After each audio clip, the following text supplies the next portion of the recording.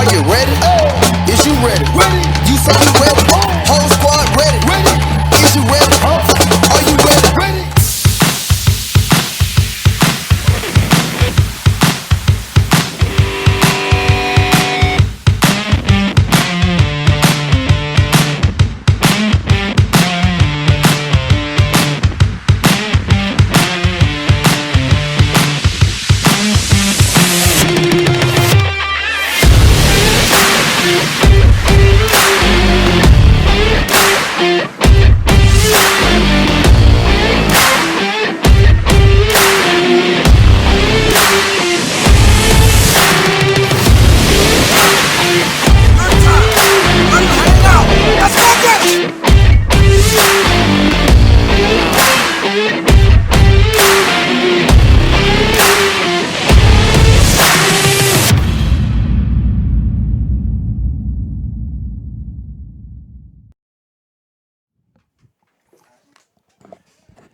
From Independence Stadium in Shreveport, Louisiana, it's Fighting Patriot Football via YouTube on JohnCurtisPatriots.com.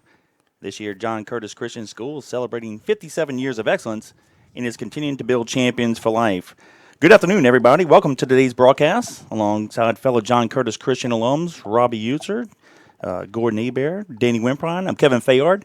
Today's broadcast will be audio only, so nothing wrong with your monitors. Just sit back, relax, and Danny and I will do the best we can to paint the picture for you in today's ball game. Today's pregame is sponsored by Proud Yogi's Bears, Walter and Bill Sanchez, class of 1977, and younger brother Chris Sanchez, class of 1980. Proud Yogi's Bears, proud sponsors of Fighting Patriot Football. Today, the John Curtis Christian Patriots, ranked number 1 in Class 5A with a record of 1 win and 0 losses, take on the Westlake Lions, who are also undefeated at 2-0 on the season, in the 2019 Landers Battle of the Border High School Football Showcase. Danny, the Patriots had a very competitive game against Carr last week in the season opener. They got to improve in several areas to beat a very formidable foe in Westlake from Georgia. Yeah, Kevin, I appreciate the opportunity once again to be up here with you guys, but you're exactly right. We'll just call it like it was. Last week was our first game of the season. We did not have a jamboree, so there was a few mistakes that we made, a lot of things that we have to take care of and be able to cover up. Our secondary needs to do a better job of understanding and listening to the coaches and being where they're supposed to be and not letting defenders get behind them. But, like we talked about, Carl was a very good football team, and they made plays as well.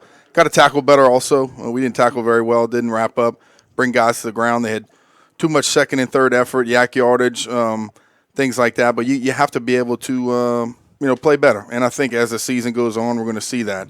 Westlake's a team that we don't know very much about. But obviously they're a very good football team. They're 2-0 coming in, and we have to do what we have to do to be able to stop these great athletes. That's really the narrative that I had with all the coaches this week, is that basically they didn't know that much about them, but after watching film, they said they have pretty good size and they're very, very athletic. They have a lot of good team speed. They can get to the football. They have a lot of athletes on offense. So in a way, it'll be a lot like the Carr team we played last week. So we have to play very well offensively. We have to sustain drives like we did a lot last week. Unfortunately, last week we scored on a lot of 4, 5, 6-play drives, and the defense had to get right back out there into some serious action. The one thing we got to watch out today, Kevin, is the heat. You and I walking in the parking lot, it felt like it was 110 degrees. Gordon Hebert is out there on the sidelines. He said he feels like it's at least 110 degrees out there. That sun's bouncing off of the turf, and in a midday game right here on 3 o'clock, it is a scorcher down there on the turf. So these kids, hopefully taking care of business the last couple of days, have stayed hydrated, have prepared themselves, because it is definitely a hot one. The one thing about us, Kevin, is I think, like most years, we have some pretty positive depth in the lineup. We have some guys that can rotate in and out in the secondary, linebackers, defensive line, offensive line, of course, receivers and running backs, and all in special teams as well. So that is one thing I am looking forward to today, Kevin, is also special teams. I'd like for us to take advantage of a team not really knowing us and understanding how much preparation we put into special teams. And I'd really like to get at least 6 points on special teams on a kickoff return, punt return, somehow be able to get a touchdown. Well, and to your point, this is the sixth time that the Patriots have played here in the Battle of the Borders High School Football Showcase. And every time, special teams has come to play. And we've made a play early in the game or somewhere in the first half that it's either, tied a score or got us into a lead. So I would think the same thing's going to happen today as well. And we were in a hot bunker last week because we're in the air conditioning this week, high above the field here at Independence Stadium. Matter of fact, we're so high I think I could see Jackson, Mississippi, over the east side of the stadium. But the air conditioning feels good, but, man, it is hot down, like you said earlier. And I'm a little concerned for both teams that as the game goes on, we might have some cramping issues possibly if they didn't stay hydrated. Again, this is an audio-only broadcast. We appreciate you guys listening to us. Feel free to interact with us at 504-259-7690. Again, it's 504-259-7690. Give us your name and your location, and we can give you a shout-out. Matter of fact, we've already got a few right now. Let's give a shout-out to the Curtis Bells. They say, go Patriots. We appreciate their support. Also, Walt and Bill Sanchez, our pregame sponsors. They're in New Orleans for Walt's daughter's wedding tonight at 7, and they're listening as long as possible, so let's go to work. And I think, guys, hopefully the game will be over before 7 o'clock, but we appreciate you guys supporting the Patriots as always and checking in with us. Also, Angela's grandma, she says go number 48, so we appreciate her, and go Big Blue. And, of course, Jeff Bonet listened to us from his house in Ponchatoula. He says go Big Blue, and he's always been a loyal listener as well. In the background, you can hear Miss Lydia Curtis made the trip. She's singing the national anthem, starting us off right here at Independence Bowl Stadium. We appreciate that. As well, I got a little shout-out here for Brandy Boudreaux. She said, make sure that Danny wishes Gabby a happy 16th birthday. She got her sweet 16 today and said good luck Patriots on the Battle of the Border. So, Gabby, happy birthday, cutie pie, and hopefully we're bringing you some good live action with the Patriots coming home with a W. Again, this is Fighting Patriot Football. We're on John Curtis Patriots.com. We're going to have this audio only on YouTube. It is archived. And we want to thank again Walter, Bill, and Chris Sanchez. Walt and Bill, class of 1977. Chris, class of 1980. Proud Yogi's Bears, proud sponsors of Fighting Patriot Football. We appreciate all that they have done and continue to do. The Patriots are coming out the southwest corner of the stadium. They're in their traditional white helmets, blue jerseys, and blue pants. The Westlake Lions, which is just south of Atlanta, they'll be wearing silver helmets, white jerseys, and blue pants. They have silver numbers highlighted in a thin black, so we may be a little tardy in identifying their players. We are way high here, though I have field glasses. It's a little difficult to see, but we'll rely on Gordon to help us out with player identification for them, and hopefully maybe the PA announcer might be a little loud. That might be of assistance as well. The Patriots had a little fun facts for you. Did you know, Mr. Wynn-Prine, that the Patriots are 0-1 versus teams from Georgia, and we played a team from Georgia here 2 years ago, Grayson High. The Patriots lost 22-9. The next statement, this has nothing to do with today's outcome of the ball game, but our little fans like little fun facts, there's little trivia things. We played them on a Saturday at 3 o'clock. Playing a team from Georgia today, on Saturday at 3 o'clock, and we wore white helmets, blue jerseys, and blue pants. We lost that game. Maybe we can reverse those fortunes and win today. What say you? Yeah, I'm not a conspiracy theory guy. I say we whip that butt. That's what I say. I'm with you. No, I know our Patriots fans like the fun facts, but the Patriots are 4-1. I tell you what, let's before I go any further, let's toss it down to Coach JT and Gordon with the Patriots behind the run-through.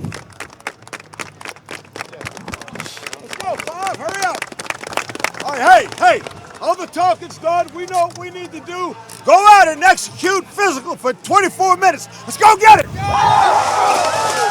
And here come your Fighting Patriots at John Curtis Christian School as they take the field here on the west sideline. Grayson has yet to exit the locker room. They'll be coming in the stadium from the southeast corner.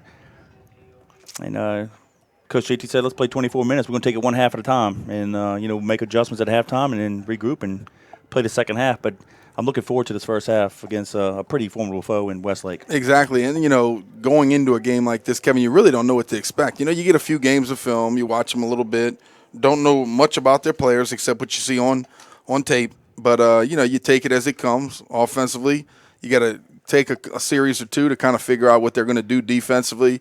And play within yourselves. Let the defense come to you. Let the plays come to you. Don't try to do anything spectacular. Hold onto the ball, sustain drives.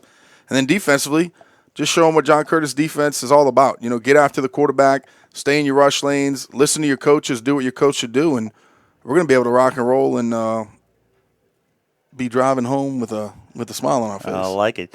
Another shout-out here to one of the Curtis Bells, Marissa Gillier. She couldn't make the trip, but she's known for ringing that cowbell. But her husband Doug says, "You're not ringing that here inside the house." No doubt about it. I don't blame you, Doug. We'll get a little loud in there. So, but sit back, relax, have a little fun, listen to us. Feel free to interact with us throughout the ball game. Ask us questions, make some comments. 504-259-7690. Before that little break there, I just want to mention that the Patriots are 4-1 here in the Battle of the Borders High School Showcase. The first game was in 2014. The Patriots beat Lufkin 32-25, and that was the first time that we'd ever beaten a team from Texas. In 2015, we beat Shades Valley out of Alabama by a score of 38-13. In 2016, we played West Monroe, beat the Rebels 27-13. 2017 was that loss to Grayson. That was 22-9 loss, but that game was actually tied 9-9 going into the fourth quarter, and actually they kind of broke it away, I think, 4 minutes ago in the game on that one. And then last year, the Patriots got their second victory against a team from Texas, Bishop Lynch, by winning 21-14. Some comments here. Robbie's monitoring on YouTube on the live chat. Cameron Martin says, let's go to number 44 for Curtis. That's his big bro. We appreciate you. And Portia Ferreira, Patriot number 44, go Ja'Cory Lee from Florida Mom. We appreciate you guys listening. Of course, if there's any Westlake Lion fans, we appreciate you guys. Join us as well. And feel free to make some comments as well. 504-259-7690. And here come the Lions as they enter the field.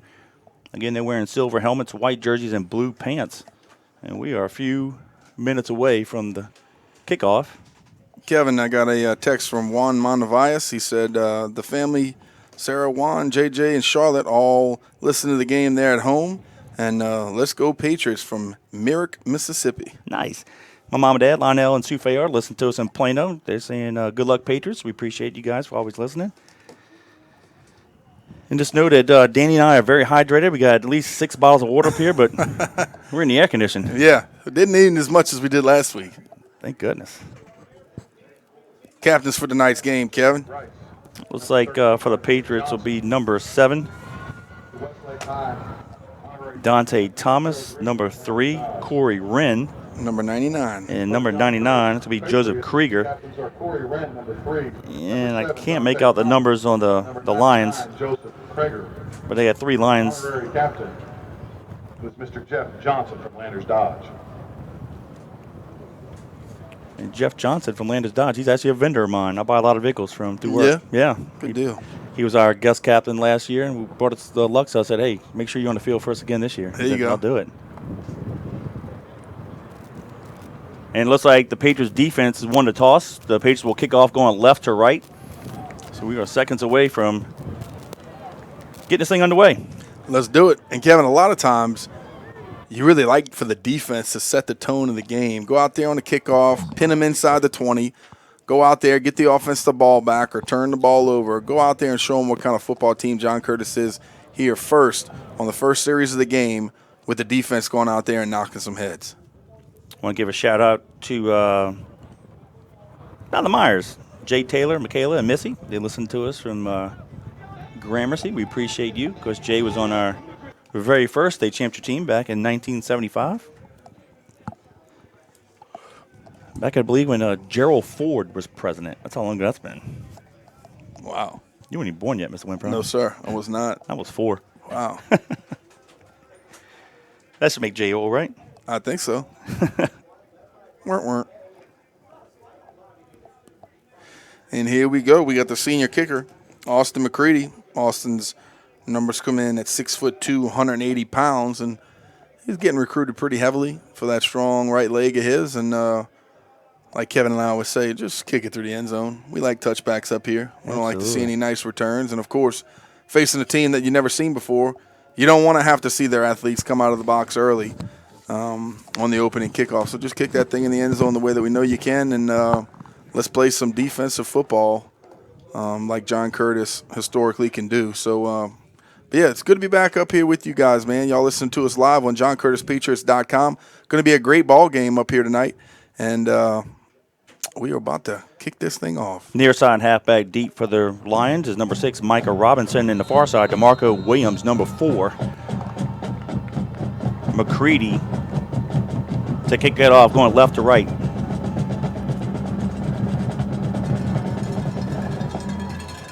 Deep kick.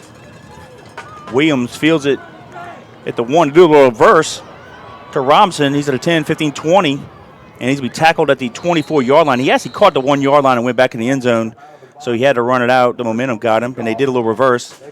So it'll be 1st and 10 Lions from their own 24-yard line with 11:42 to start the first quarter. Well, seeing it up here, Kevin, you could almost see it develop before the reverse.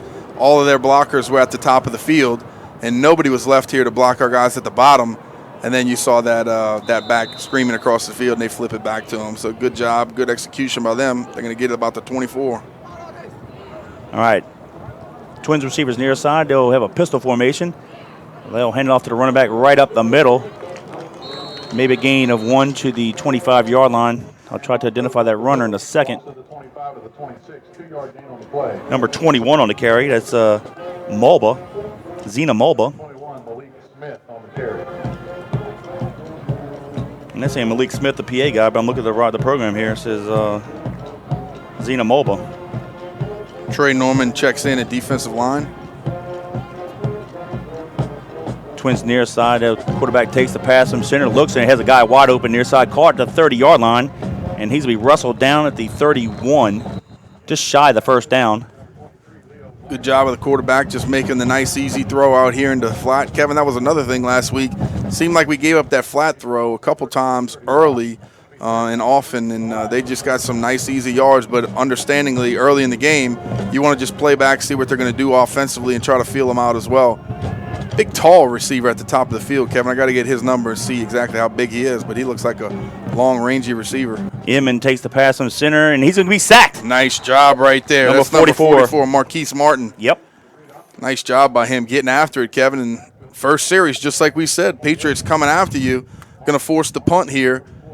Nice job right there by big number 44 coming off the edge and squeezing down and doing his job on the draw play. Yeah, they had 3 receivers at the top of the field, 1 near side. They do like a fly sweep, faked it, Inman kept it, and got sacked for a loss back to the 28-yard line. 4th down, 7, and they will punt it.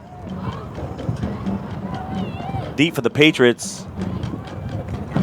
Morgan, the far side halfback. Looks like Corey Wren, the near side. Wobbly kick. Wren fields it at the 40, and he's going to fight his way up to the 45-yard line. So that's where the Patriots will have it. 1st and 10. 9:57 to go in the first. It's the Patriots 0, the Lions 0. 1st and 10 Patriots. Not a bad way to start right there. Defense, 3 and out, punting the ball, catching it, just kind of knifing forward for a few yards and starting on the 45-yard line. Have 55 yards to go for Patriots. So Patriots, let's show them how we do it offensively. Colin Guggenheim, starting quarterback, gets in the huddle, barking out the signals and letting the Patriots know where we need to be.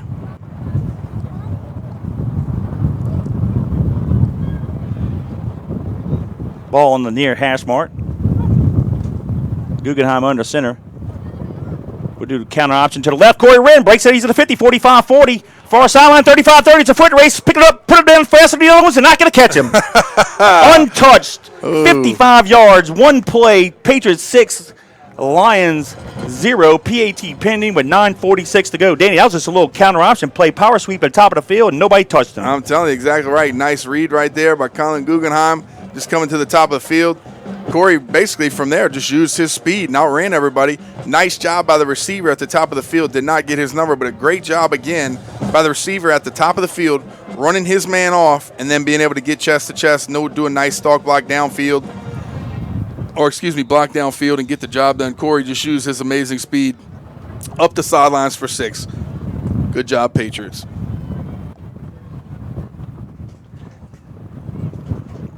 Patriots do the swing and gate. Now they're lining up. Guggenheim to hold it. Mccready to kick it.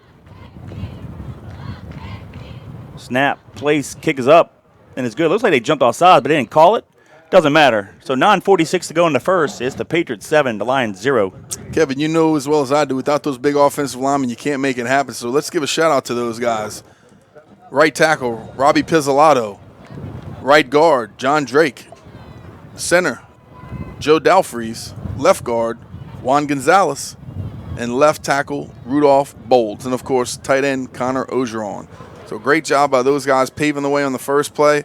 You can't ask for a team to set the tempo any better than that, Kevin. 3 and out, get the ball back, first play from scrimmage, go down there and score. Nice job. Well, after a 3 and out, but the Patriots defense got the punt, 5-yard punt return for Corey Wren, set the play, the drive up, at the 45-yard line. It was a one-play drive, 55 yards in distance, 11 seconds off the clock.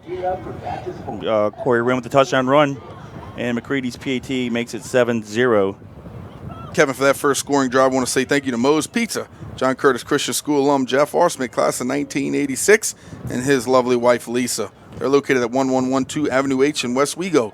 Give them a call to place your special order, 3419650. That's 504-3419650. They specialize in homemade hand-tossed pizza, lasagna, meatballs, and spaghetti, muffulettas. But go to the website and see everything they do, www.moespizzanola.com. We appreciate your support of the Patriots. This time we're going to have Terrell near side deep, Williams far side. McCready's kick goes into the end zone, and neither one will be able to return it. So the Lions will have it 1st and 10 at their own 20 with 9:46 to go in the first quarter. McCready pretty much bombed that one about 7 yards into the end zone, Kevin. And it was a nice high hanger as well.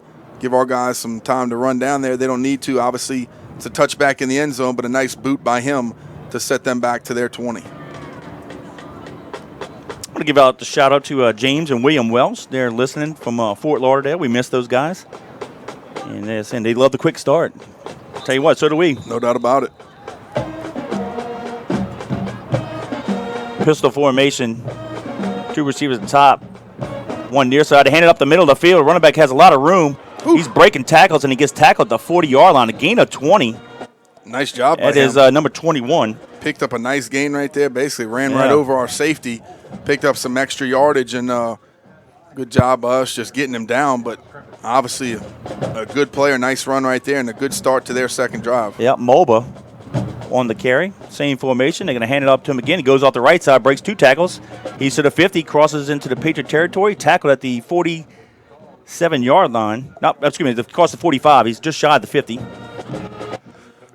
Good job. Second down and long 2. Angelo Anderson seeing it and squeezing really hard. Got a hand on him, but he got away. Our linebackers were able to clean him up, but another positive gain right there on first down for the Lions. Lions will have 2 receivers at the top, 2 near side, both on formation that's stacked. Top of the field. Inman throws it far side, complete. They have the first down and a few extra yards. They can be tackled at the Patriot 45-yard line, be 1st and 10. Lions with 8:49 to go in the first quarter. We're rotating guys in and out. Number 20 checks into the game. That's Craig Gullum. And number 41, that's Jashawn Williams, linebacker. They're not going to huddle up. They just look to the sideline, get the play. Now they're lined up with 3 receivers near side, 1 top of the field. Mulba lines up behind Inman, and there's a flag on the play.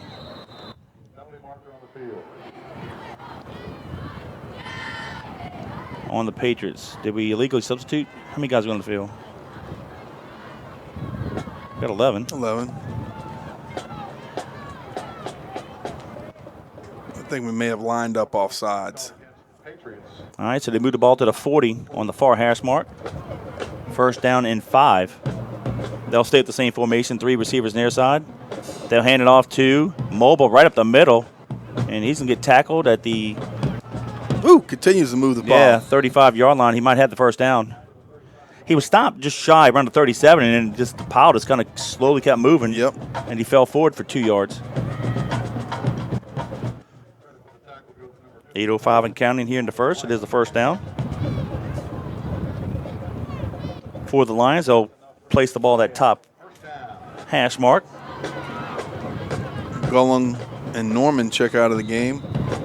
And Kevin, because of the heat, we need to have good depth today. Guys rotating in and out of the game, keeping those fresh legs.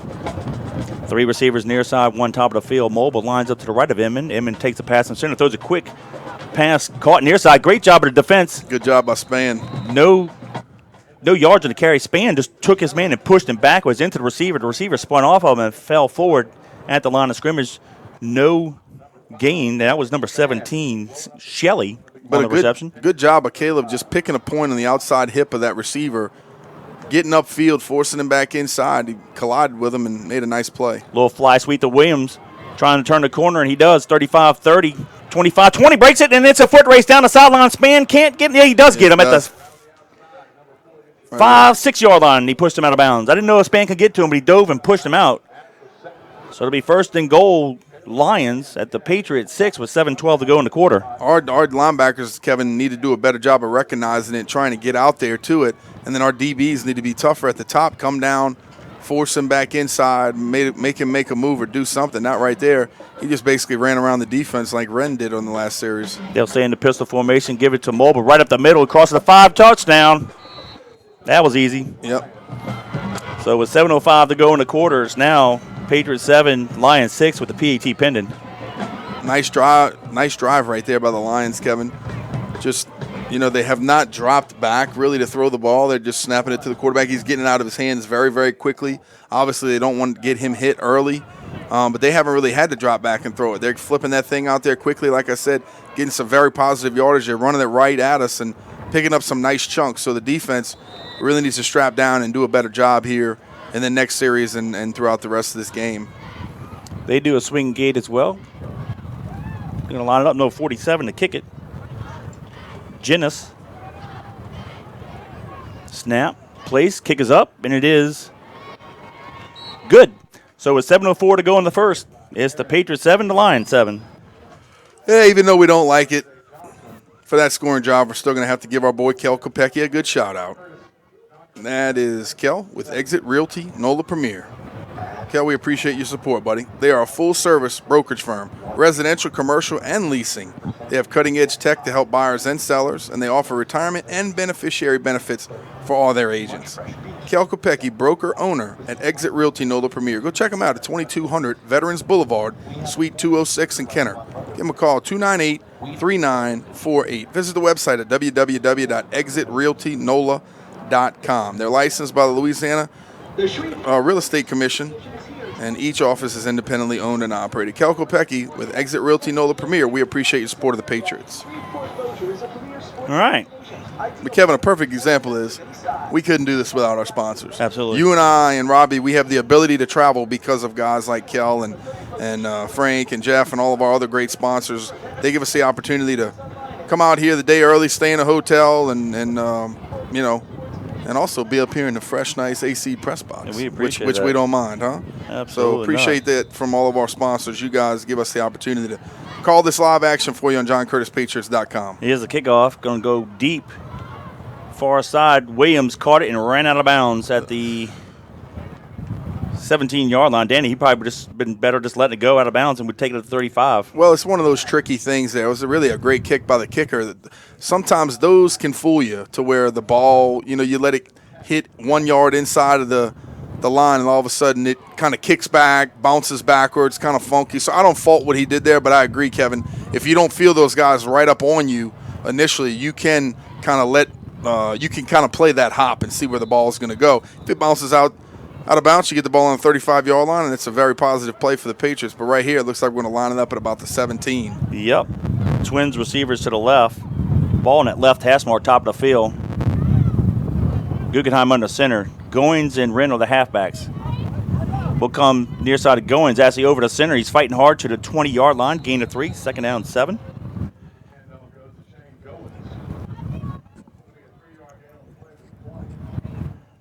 I tell you, it's still pretty hot down on the field, but there's a cloud that is got right in the middle of the sun. You can see the field is a little bit of overcast. I'm sure they're enjoying that for a second. It needs to stay there. Same formation, Twins to the left.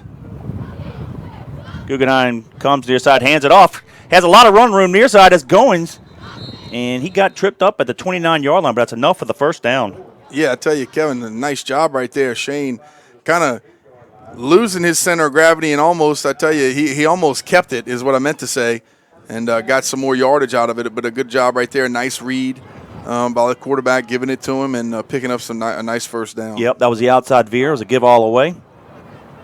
The ball was just inside the near hash mark.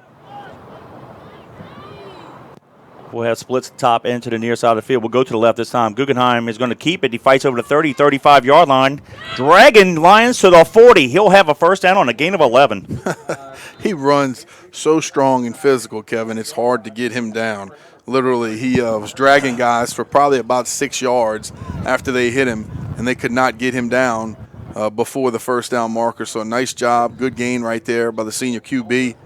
And 6:01 to go. That's going to be the official hydration break. So official timeout on the field is the Patriots 7, the Lions 7.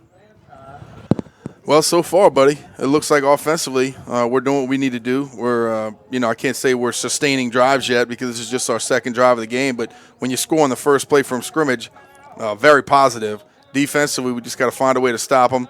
And I tell you what, it goes both ways, Kevin.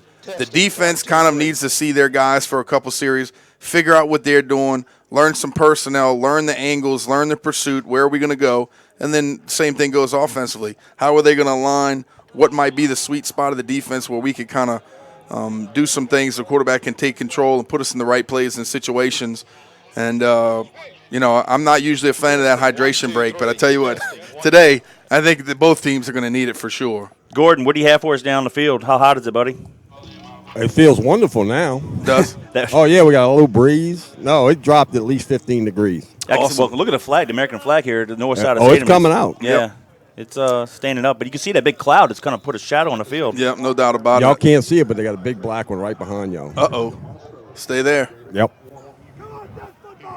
All right, here we go. Ball just inside the top of the field. Hash mark, Twins to the left.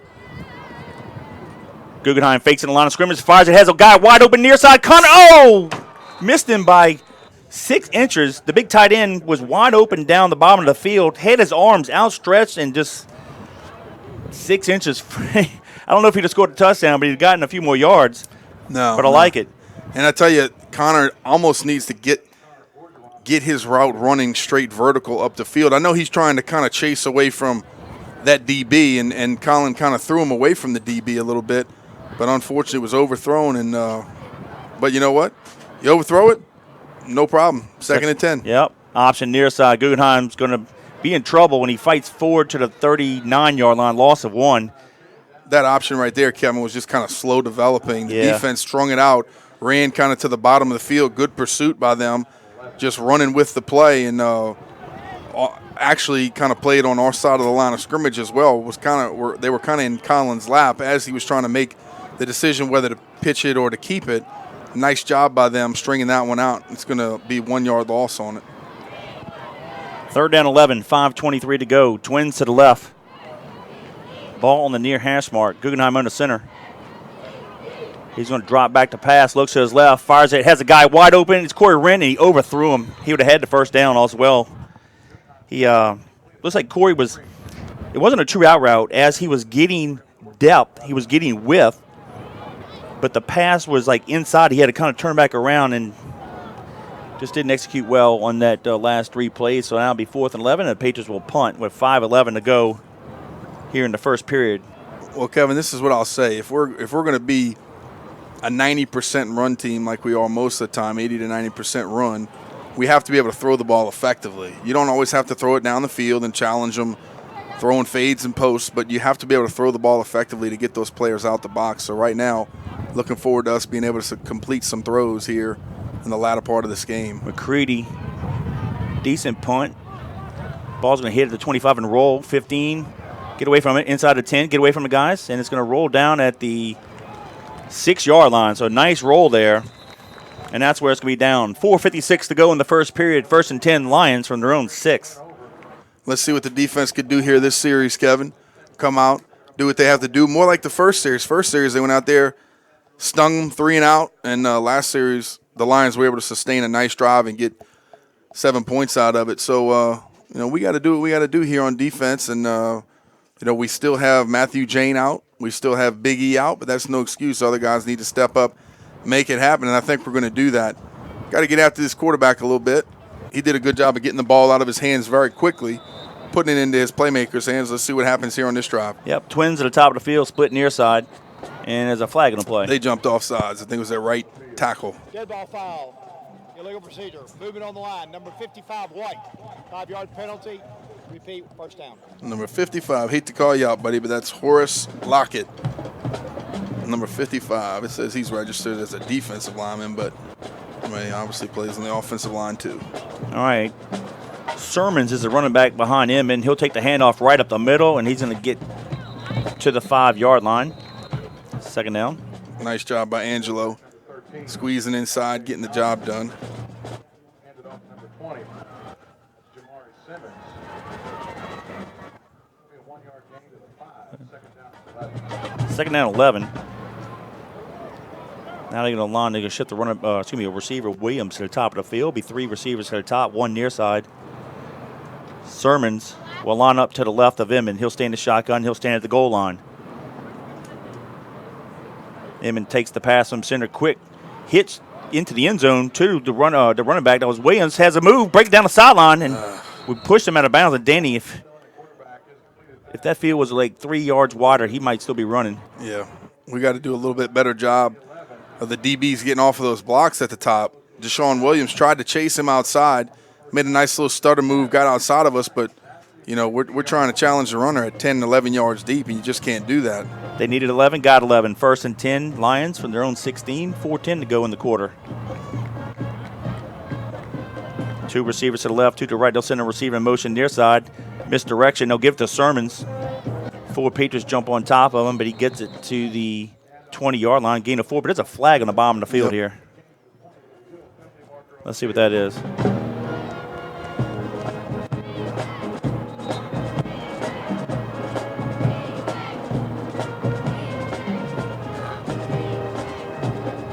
Let's see, the Colonial Regiment made the 5-hour trip. You could hear them in the background. Yep. Speaking of the Colonial Regiment, tonight in Baton Rouge, the Northwestern State Demons and the LSU Tigers will square off. And there was a nice picture posted on Facebook and Twitter. I forgot the exact count, but there's, I think, 7 former Colonial Regiment members. I don't know how many that are in Northwestern's band and the LSU band. So that was a nice little, and I believe both bands are getting together to play a couple songs at halftime. So that's pretty cool. Yeah, afterwards. Usually you see that with football players, now in the NFL, Duke and Kenny Young did it last year and in Oregon College, but that's the first time I've seen where band members did that, so that was nice. It's good to see our people going on and continuing what they love to do. Another flag on the field. And that last one, Kevin, was an illegal shift by the offense, and right here. And I'll push them back 5 more. Looked like their left tackle jumped off sides as well. They got to get it to the 26. The ball is back to the original line of scrimmage at the 6. Kevin, but on a play like this, okay, where it's first and forever, the defensive linemen need to be thinking pass, and they need to lick their chops, pin their ears back, and go get that quarterback. 3 receivers near side, 1 top of the field. Emmett in the end zone, fires it on the post near side, caught at the 30, and he falls to the 35-yard line just like that. Goodness. He erased the 20-yard penalty and got 5 more. It's that seam route, Kevin. Yep. It kills you. And right there, he dropped back, scanned the field, understood it, looked at the safety, looked to the right side, threw a nice, easy ball over the top on the post, and a good completion right there by the Lions. That was a bullet. And we didn't get to him. First and 10 Lions from their own 35. 3 receivers near side, 1 top of the field. They'll send the receiver in motion. They'll hand it off to the running back right up the middle. And that's Sermons. He got it to the 40, falling forward to the 41-yard line. Gain of 6.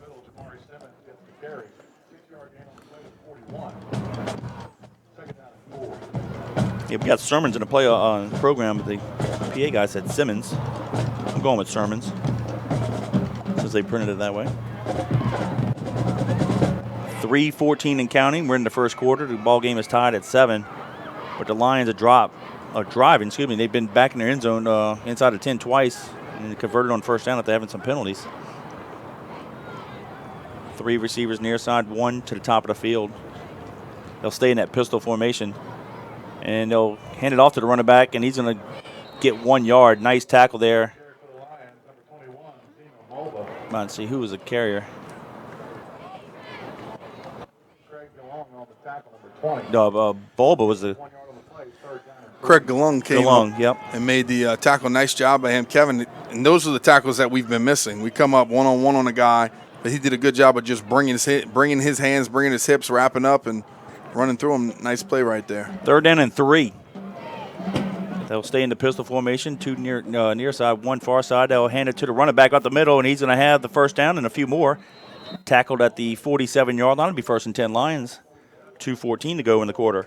And a couple times, Kevin, what I've seen from their offensive line, if they're staying on our block, on our defensive linemen, our linebackers, they're pushing them 5 and 6 yards into the defensive backfield and staying on those blocks. So good job of those guys playing tough early. Yep, trips near side. They'll stay in the shotgun. This time the running back will line up to his left. I believe that's Bulba. Inman takes the pass from center, steps up in the pocket, throws it deep down the middle of the field, and it's going to be intercepted. Oh, he dropped it. Goodness gracious. Holy mackerel. McMillan had it and just dropped it at the 20. Let it hit in his gut. He didn't close his elbows. He could have just caught like a punt return. Well, I was going to say, Kevin, I thought it almost looked like the sun got in his face. I don't see the sun at all. That was about as easy of an interception as you're probably going to have. That thing hung up there, and he's playing center field back there at safety and just didn't make the catch. A good job of Angelo Anderson running the hump over here and getting to the quarterback. Finally, I think the quarterback felt a little bit of our presence when he dropped back on that 5-step drop to throw the ball. Missed opportunity. Hope it doesn't hurt us. Let's see. 3 receivers near side, 1 on top of the field. Inman throws it near side. Weiss, one-handed catch by the receiver Williams. He's be running out of bounds right at the 50-yard line. Good job of Caleb Spann, again, engaging, getting outside, keeping the defender, using the sidelines as a defender also, and just running them out of bounds for a little 3-yard gain. So a good job of Caleb being there, coming up, engaging the receiver, and trying to make a play outside on those little flips. Kevin, as long as this team is able to flip it out there, basically we'll call it a long handoff. As long as they're able to flip it out there and get 5, 6, 7 yards a pop, they're going to continue to do it. We have to get up there to challenge those blockers and get up there, get in those receivers' faces and make plays. Yep, 3 receivers at the top of the field, 1 near side, ball at the near hash mark. 3rd down and 7, Mulba, near side running back. Inman under trouble. Yes, sir. Angelo got him. Nice, sir. Dropped him all the way back at the 40-yard line. Big loss, big loss. And Kevin, I knew it was a matter of time watching these last few series when Angelo was going to get to the QB, and there he goes again. A little bit of that action we've seen over the last 4 years, 3.5 years from Angelo, being able to get in there and do some damage. So good job by big number 48 making it happen and forcing the 4th down probable punt. Lost the 10. I would just say, he obviously wasn't blocked. Oh, he just whooped his guy so bad, and Inman had no chance. Yeah, that's one of those as a QB. That guy gets on you so fast, you really have nothing you could do with it. You just have to eat it. So good job by Angelo taking care of business for his defense. Morgan and Wren are the deep backs. They're going to stand at the Patriot 30. Little rugby-style kick. Oh, we almost could have blocked that. And the ball's going to roll out of bounds at the 26-yard line. So 7 seconds to go in the first quarter. It'll be 1st and 10 Patriots at their own 26. Nice job right there. Defense coming up big again, Kevin. Anytime you could force a punt, get your offense the ball back, that's a victory. Not bad field position right here from the 26-yard line. So senior quarterback Colin Guggenheim has to get his troops charged again, be able to get down here and make something happen offensively. We have 7 seconds left here in the first quarter. So we'll probably just get one play off and see what we got. Yep, ball top of the field in that far hash mark. Goins and Reynolds, the halfbacks. Guggenheim comes near side, gets it to Goins. He bounces outside, now back inside. He's to the 30, fighting hard, 33, 34, 36-yard line, gain of 10. Nice job by Shane, and that's going to be the end of the first quarter.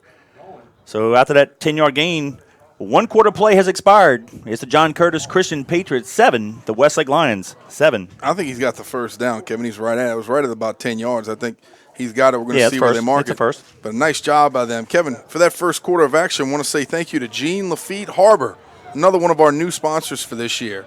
Jean Lafitte Harbor offers a wide range of services and rentals, such as bow or rod and reel fishing charters, RV, campground rentals with 30 and 50 amp hookups, cabin rentals for small and large groups, airboat swamp tours, boat storage and boat slips, workboat rentals, pavilion rentals for hosting fishing rodeos and fundraisers, just like we do our rodeo over there the last few years, which has been fantastic. They have a fully stocked hardware store and marina. And new this year is the fact that you could dine at DeBarge Restaurant for breakfast or for lunch. We appreciate that. For more details, go check them out, www.jeanlafitteharbor.com, or contact John Curtis Christian School alum Sean Cuevas, class of 05, at 504-689-2013. 689-2013. Tell them the broadcast team sent you and go get hooked up out there. What a beautiful place it is, and enjoy the place of the sportsman's paradise. Score and recap of that first quarter. On the very first play for the Patriots, after the defense got a 3-and-out, Corey Wren took it 55 yards for the touchdown. McCready's PAT made it 7-0. That was at the 9:46 mark of the quarter. And then the Lions answered with an 80-yard drive. Mulba had a 6-yard touchdown run, and Genesis PAT made it 7-7. That's where we stand here. First play of the second quarter, Patriots going right to left. Corey Wren over the center. It's a foot race. He's to the 50-40. He's to the 30. Can he get him? He gone. Oh, my goodness. Not even close. Oh, goodness. Not even close. He got in that second level, turned on a second gear, took it to the house, and now the Patriots, with 11:49 to go in the half, take the lead 13-7. Wow. He is explosive. Corey, and not only is Corey fast, but like I just mentioned, he's explosive. He is one of those guys that is a true track star, and he has made the conversion from track to football. I've met a lot of guys that can run on track, but on the football field, they put pads on, and they were just as slow as everybody else. But he can do it. Nice job right there by number 3. Nice read by Colin Guggenheim. Another long run for Corey Wren for 6. Snap, place, kick is up. And Danny, that kick almost went out the stadium. Yep. And it's good. So 11:49 to go in the half. The Patriots 14, the Lions 7. Whew. I tell you what, that is good looking right there. Another long run for number 3. Kevin, I want to say thank you once again to East Jefferson General Hospital and our good buddy, Dr. Donald Faubacher. The entire Patriots family welcomes one of our own, Dr. Donald Faubacher, John Curtis Christian graduate, and today a primary care doctor at East Jefferson General Hospital. When you or someone you care for needs the highest level of personalized primary care, turn to Dr. Donald Faubacher, someone who grew up here, stayed here, practices medicine here because he loves this region, the people, and of course he loves his Patriots. Thank you, Dr. Faubacher, for your continued support of our school and our teams. Go check them out. Or you know what? Give them a call for any primary care East Jefferson physician. 456-5000. That's 504-456-5000. My kids love them. Your kids will love them. Everybody go check them out. We call him Dr. D, Dr. Donald Faubacher with East Jefferson General Hospital. We appreciate your support of the Patriots. Danny, that was a 2-play, 74-yard drive, taking 18 seconds off the clock. Corey Wren with a 64-yard touchdown run. McCready's PAT makes it Patriots 14, Lions 7. McCready kicking it off right to left. And it looks like we may have jumped off sides again. God dog it. That's okay. That'll give me a chance to say a few words here. The Patriots, 2 touchdown drives, a total of 3 plays, 11 and 18 seconds. It's 29 seconds in total in 2 drives. However, Corey Wren ran for 191 yards last week against Carr.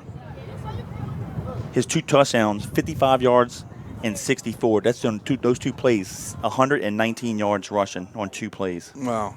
When you got speed like that, you can make it happen. Yep. Kevin, this is the 3rd time in 2 games that we've jumped off sides on kickoff team. We got to shore it up. And we have strong enough guys playing, fast enough guys, on the kickoff team where we don't have to do that. Choke your motor a little bit, make it happen, and get down there with some smoking shoes and make a play. But, we got to shore that up, bud. We can't continue to put our kicker in a difficult situation. We know Mccready can boot it. Let's see if he can put this one in the end zone, but we don't need to put him in a tough situation 5 yards from where we need to start. He'll kick it off from the 35-yard line. I'm going to give some shout-outs after this play. And the wind knocked it off the tee. The near side halfback is deep. Is going to be Williams. The far side is going to be number 6, Robinson.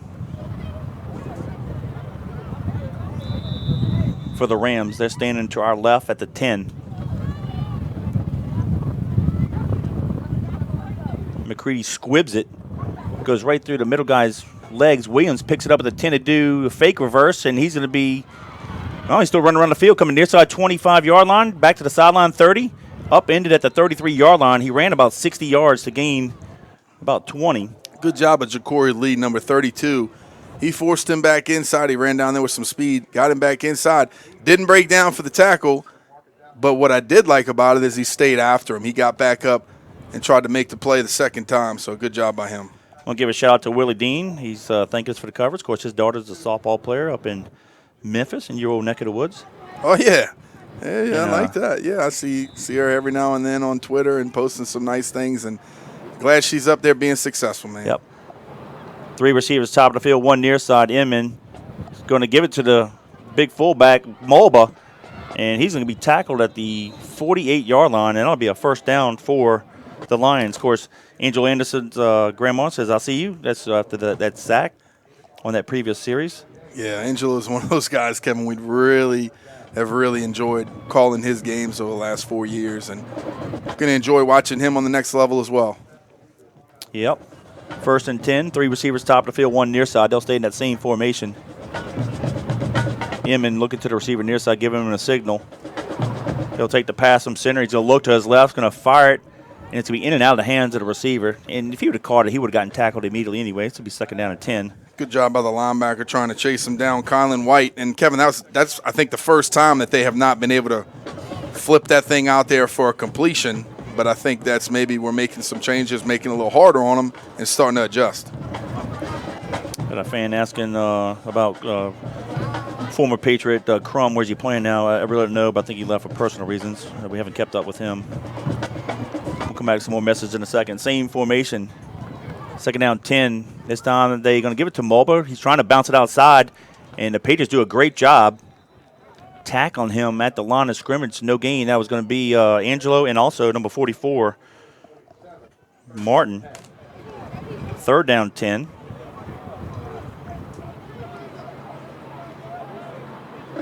I think Martin, Kevin, is one of those guys that is going to continue to get better throughout this season. His measurables are 6'1", 235 pounds, and he can run.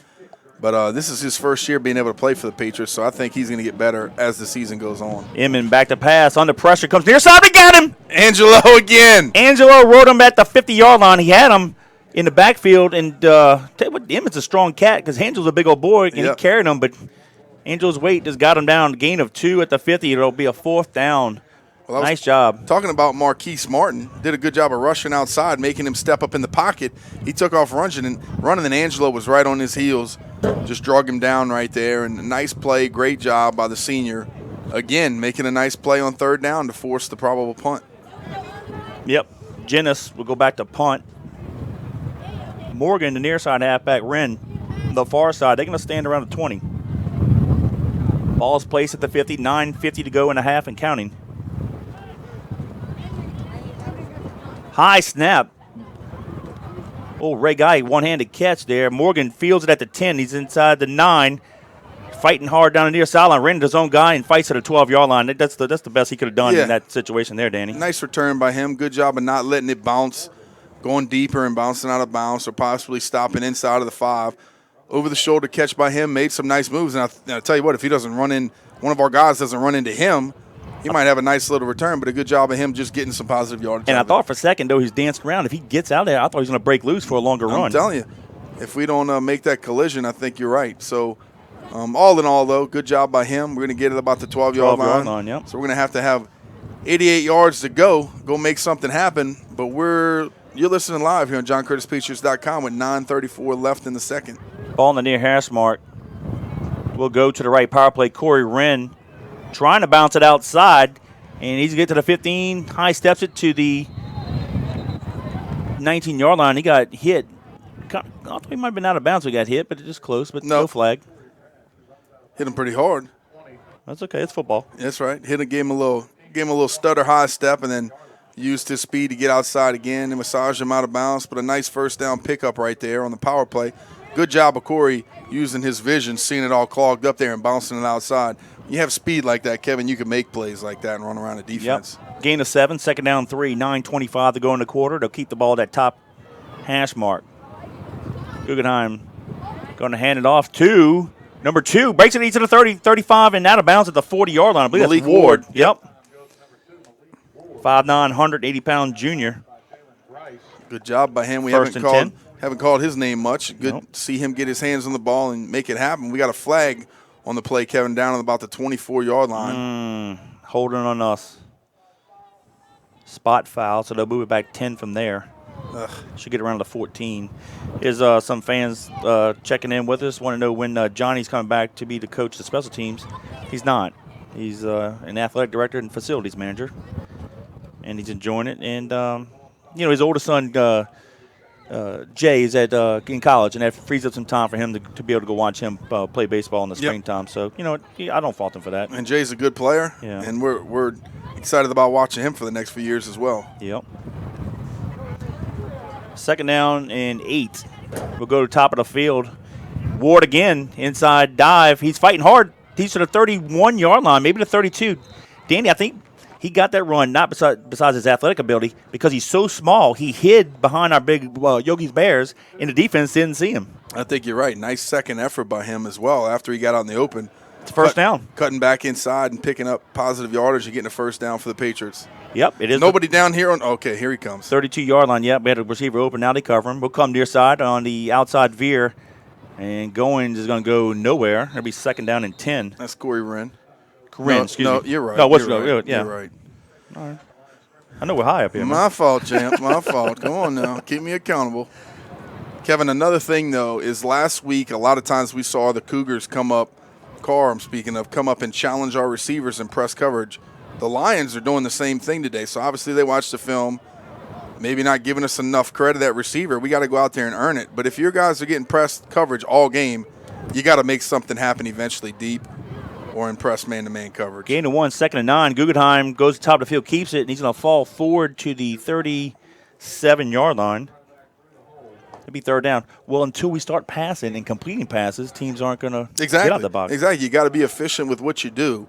Like I mentioned, you don't always have to challenge them and throw it deep down the field, but you have to be efficient in what you're doing. Take what the defense gives you.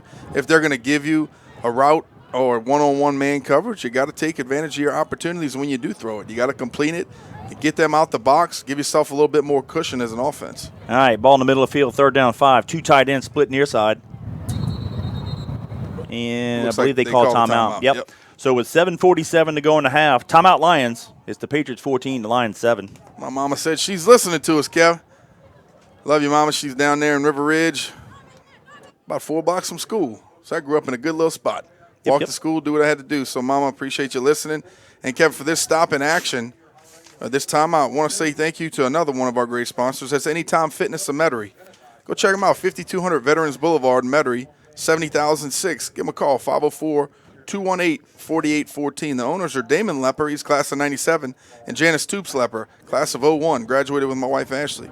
They're offering 24/7 access to over 4,000 clubs worldwide. They have cardio equipment, strength training equipment, free rates, personal training, small group classes, and of course, if you walk in and you mention Patriot Nation during the sign-up, you receive free enrollment and 10% off your monthly membership dues. So go check them out, 5200 Veterans Boulevard, Metairie, 504-218-4814. Damon, Janice, we appreciate your support of the Patriots. Anytime Fitness of Metairie. All right, here we go. Teams are back on the field. Now we'll break out the 2 tight ends. We have a split top of the field, split near side. They'll keep the ball in the middle of the field. Guggenheim with a long count. Option top of the field is going to pitch it to Wren. Has the corner. He should have the first down and more. And he's be wrestled out of bounds around the Patriot 47-yard line. Good job by them. Nice job of Shane Goins getting out in front, turning back inside, making a nice block, and Corey, of course, using his speed to get outside and make something happen for a good first down. Kevin, you're looking at some of those stats. Anything glaring stick out to you? Yep, I'll tell you in a second. All right. Both teams looks like we're no huddle real quick. But we got to stop this substituting. Got to give them an opportunity. Top of the field is where they spot the ball. Guggenheim back to pass, looks near side, throws it to the big tight end, Connor Ogeron. Got it at the 44-yard line, 43. Like taking candy from a baby, Kevin. That's right. Nice and easy pitch and catch. Dude, those are the things, those are the simple things that we talk about offensively. Flip it out there, give it to a guy in a flat 5 yards, let him do something with it. Nice gain right there by the Patriots. Now they move back to the 44 of the Lions. That's okay. It's still first down. 7:20 to go in the half. Nope, 2nd and 1. 2nd and 1, excuse me. Twins top of the field. Ball to near hash mark. We'll go to the top of the field. Inside gain is Wren. He has a first down or more. And he's going to be at the 34-yard line, gain of That was number 2, Malik Ward. Excuse me. He looked like he was shot out of a cannon. So He's- fast I thought it was Wren. He's a quick back, too. Yeah, there's Wren checking in for him. Now it's 1st and 10 Patriots, 7:08 and counting here in the first half. Twins receivers to the top, ball in the middle of the field. We'll go top of the field again. Guggenheim fakes. Oh, Ogeron's wide open. Hell, he missed him. Oh, my goodness. Wide open at the 15-yard line and just overthrew him. He'd have scored. God, we got to connect on those missed opportunities. It's 2 times today. They need to stay after practice this week and work on that because, man, that's an effective play for us. Guggenheim dipped it into the line of scrimmage as if we're going to do the inside dive, sucked the defense in. The tight end at the bottom of the field, he just ran a 3-step release wide open and just couldn't hit him. Whew, I'm watching the action downstairs of Jeff and JT getting after each other. I'm not sure what they're talking about. But, again, Kevin, it looked like we were releasing and we're going outside too much. Hey, going! Doesn't matter. Doesn't matter. Shane Goins off the right side. Touchdown from 34 yards out. Patriots extend lead 20-7 with 6:49 to go in the half. Nice play right there. Good job reading it. Shane hitting that thing with some speed and making it happen. Got to give it up front to the Yogi's Bears. Bolds, Drake, Dalfries, Gonzalez, Pizzolatto, and, of course, Ogeron. Nice blocking right there. Oh, we're going for it. Model Huddle, we got it. 2 points. Kevin, not even close. They didn't have anybody outside alignment right there into our little muddle huddle swinging gate. And he did a great job of just recognizing it and seeing it. We talked to Coach Kyle last night at the hotel and said, hey, special teams, you got anything for me? He says, well, we might try Model Huddle if we can early. There we go. It was open. We got it. Right. Patriots lead at 22-7 with 6:49 to go in the half. And JT's talking to Colin downstairs, and I'm not sure if he's talking about the trajectory of the throw. I see them kind of pointing out there. But, yeah, Colin looked like he threw that one with a lot of gas, don't you think? Yeah. And it looked like he could have just laid it up. And look, this is kind of what I was saying a little bit last week, Kevin. It doesn't always need to be a touchdown. Correct. Man. And I say this a lot about young quarterbacks. I'm not going to say this about Colin because he's obviously old, has a lot of experience, and I think he's one heck of a player. But you always want to make the big play. You don't always have to. If you just throw it right there, nice, easy completion, and we fall down, it's a 20-yard gain. Who wouldn't want a 20-yard gain at any point in the 48-minute ball game? All the time. Take 20-yard chunks. And that's kind of, you could say the same thing of never go broke on profit and flat. Yep. 5-yard chunks, 5-yard chunks, 5-yard chunks, get first downs. So it doesn't always have to be, hey, I'm doing play action. These are usually touchdowns. So guess what? Might not be a touchdown on this play. Just get a 20-yard gain. Let's move the sticks. Let's continue to play some positive offense. That was a 10-play, 88-yard drive, taking 2:15 off the clock. Goins with a 34-yard touchdown, and the Patriots with a 2-point try makes it 22-7. Mccready's kick high and short to the 6-yard line. That's Williams. They're going to do the fake reverse, and he's going to be the 15-20. Stays on his feet, comes near side, middle, 25-30. It's a foot race, comes near side, hits a block. We're not going to get him. Not going to get him. 95-yard touchdown run. He ran 120 to get it, and that's 6 more for the Lions. So with 6:30 to go in the half, it's now 22-13. Got to kick in the end zone. Our coverage is Man, that's not good. That's bad looking, Kev. And, again, they faked the reverse. I mean, I don't know how many times they're going to do that, but obviously looks like we fell for it. But they faked the reverse on the kickoff return, and looked like we had the numbers up top. And then all of a sudden they parted the Red Sea, and there was nobody in the middle of the field. And then he came down the near sidelines and just beat us with some speed. Great return by him. Kevin, we knew coming into this game they were going to be athletic, and they showed it right there again on the kickoff return. So you hate for your defense to have to go right back out there. Our offense to have to go right back to back because, like we said, how hot it is out there. They're going for 2. 2-point try, lays it up in the air, and no good. Nope, not even close. But, yeah, I hate for our offense to go out there, have a nice drive, and then have to go right back out there. Of course, I don't mind that as much as our defense having to go right back out there. But, man, kickoff team, we have to do a better job, Kevin. And we talk about it all the time. I don't know. Man, I might have to. You know what we're going to have to do? It's called an intervention. We're going to have an intervention and call them up and say, Can we just kick the ball in the end zone, please? Can we just please kick the ball in the end zone? Because, look, in the 80s, the 90s, the 2000s, we could kick it short. Our guys were going to run down there and knock somebody's socks off. And we was going to be inside the 20 at a time. We lived it, we breathed it, we believed it, and we did it each and every time. But if we would have had a kicker as good as Mccready, guess what?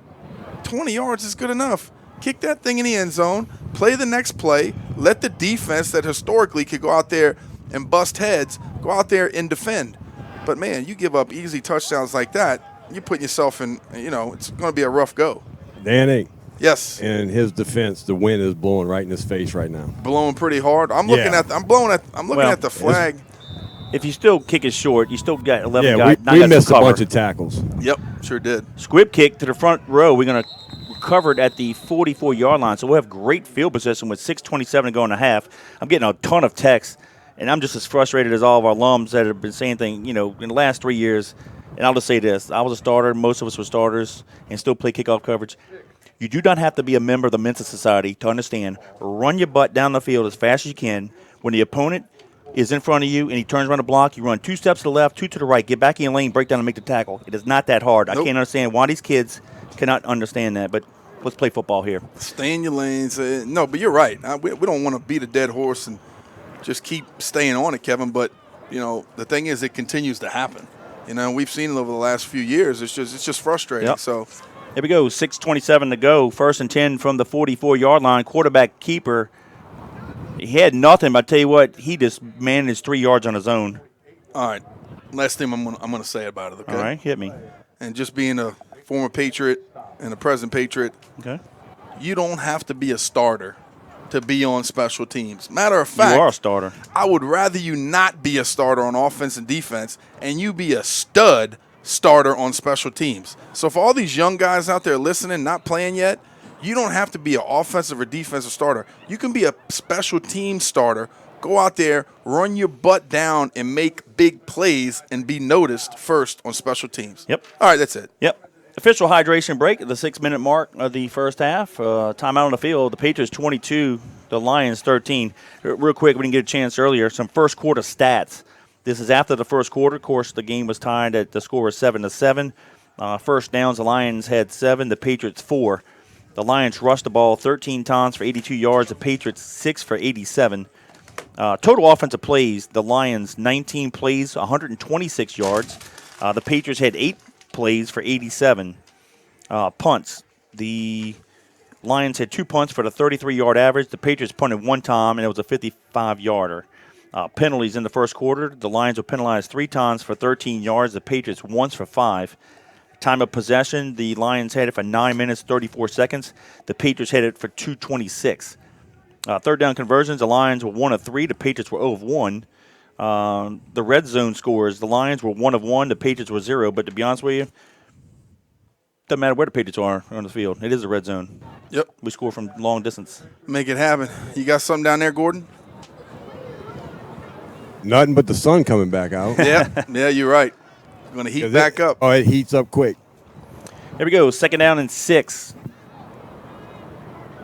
from the 48-yard line. Inside dive. That's going to be Goins. Crosses midfield, and he's fighting hard just shy of the 45. Well, they're going to give it to him at the line, 45-yard line. I believe that should be enough for the first down. And there's a late flag. Yeah, unsportsmanlike on them, I think. Okay. I just happened to look down for a second. I look up, and I see the hang time on this flag like 2 minutes. We got a shout-out from Kerry Loricella, Kevin. Hey. Said he's listening with the family down there in the feet. I was in his neck of the woods last week with that the Piro races. I should have told Kerry about that. I wonder if he was there. Well, he was probably watching you. He said, who is this guy? Look at this athlete, this natural athlete rowing this Piro. Man, this guy's got skills. I don't know about that. I showed how fat and out of shape I am. Golly. He called offsetting penalties on us. I have no idea how he did that. Okay, there's a flag laid here on our side, the 45 as well. So I saw us some of our guys kind of pushing back on Shane Goings. Don't know if he was down there yapping or pushing as well, but, sometimes it's almost like, why even call the flag if you're going to have offsetting penalties? I guess it's a little bit of a warning. All right, 5:53 to go in the half. 1st and 10 Patriots from the Lion 45-yard line. After this play, I'm going to ask you a question, Danny, that a listener has for us. Ball in the middle of the field. Receivers to top end to the bottom. Will come near side. Guggenheim hands it off to Corey Wren. And he got it to the Lion 37-yard line. All right, here we go. What team does Westlake remind y'all of? So far, I mean, the way that they're playing, I mean, I don't know about what team, but I mean, as far as their alignment and what they're doing, they remind me a little bit of last week against Carr. I mean, and as far as the athletes that they have, we just saw them take it back on a kickoff return. So they have guys that are very capable. I don't think they're as good as Carr for sure, but you know, we got to step up our game as well. Guggenheim inside covered, throws it far side to Williams, and he high pointed at the 10. He got it. Exactly. Double coverage, and Williams just out-jumped the two defenders, caught the ball at the highest point, and came down at the 9. First and goal, Patriots. That's Javon Davis. Davis, I'm sorry. Yeah, nice play right there, Kevin. And to our point of what we were saying, it doesn't have to be a touchdown. He throws a nice, easy lob pass, and Davis goes up there and does what he can for his quarterback. Quickly, we line up to the line of scrimmage, twins to the right, handoff to the top of the field to the right halfback. He's going to gain 2 to the 7. And, Kevin, here's the thing. When you have guys like that on the outside, you keep throwing it because you gain that trust in them. The quarterback does, the coaching staff does, and that's fun to watch. No huddle, back to the line of scrimmage again, fighting hard. This is going to be number 8, the big running back, Alexander. He's fighting to the goal line, and he is going to score! Baby! Woo, he's strong. 5'10", 185 pounds, but I tell you what, that was a lot of push right there by number 8. Great job by him just continuing to move that pile. Very, very impressive. And he plays linebacker for the Patriots as well, Kevin. And right there, he looked like he was running like a linebacker. Nice job by him pushing that pile and getting us 6 more. We needed it after that kickoff return. Nice job right there by the Patriots offense being able to put some more points on the board. 7-yard touchdown run, 4:34 to go in the half. It's now Patriots 28, Lions 13. The Patriots are lining up for the PAT. Mccready to kick it. Guggenheim to hold. Snap. Plays, kick is up. And it's good. So with 4:34 to go in the half, the Patriots 29, the Lions 13. Kevin, really good, efficient offensive game so far for the Patriots. Not turning it over. Doing what we have to do to sustain drives, some very explosive plays as well out of the backfield. But a great job right there once again by the Patriots. And, of course, for that scoring job, I want to say thank you to one of my favorite places in all of town, Yaya's Comfort Food. Appreciate Connor and Mr. Brian doing what they do each and every day. And I tell you what, probably the best breakfast and lunch place around the city. And it is right in our backyard, right there in Harahan. You can go check them out, 2317 Hickory Avenue in Harahan, or you can give them a call at 504-575-3434. So for your next party, catering event, anytime you want the best meal in town, go check them out, Yaya's Comfort Food, 2317 Hickory Avenue. Give them a call, 575-3434. Check out the website, yayascomfortfood.com. It's a family affair over there. Miss Susan, Mr. Brian, Connor. I even see Allie and Steve over there helping out sometimes. So Yaya's Comfort Food. If you go by, you'll probably see me there. 2317 Hickory Avenue in Harahan. Yaya's Comfort Food. We appreciate your support of the Patriots. Alexander had the 7-yard touchdown run. Mccready's PAT makes it 29-13. Danny that capped off a 6-play, 56-yard drive, taking 1:53 off the clock. But the big play was Googs to Davis. A little pitch and catch from around the 34-yard line to the 9 that set that up. And now the mystery play, kickoff coverage.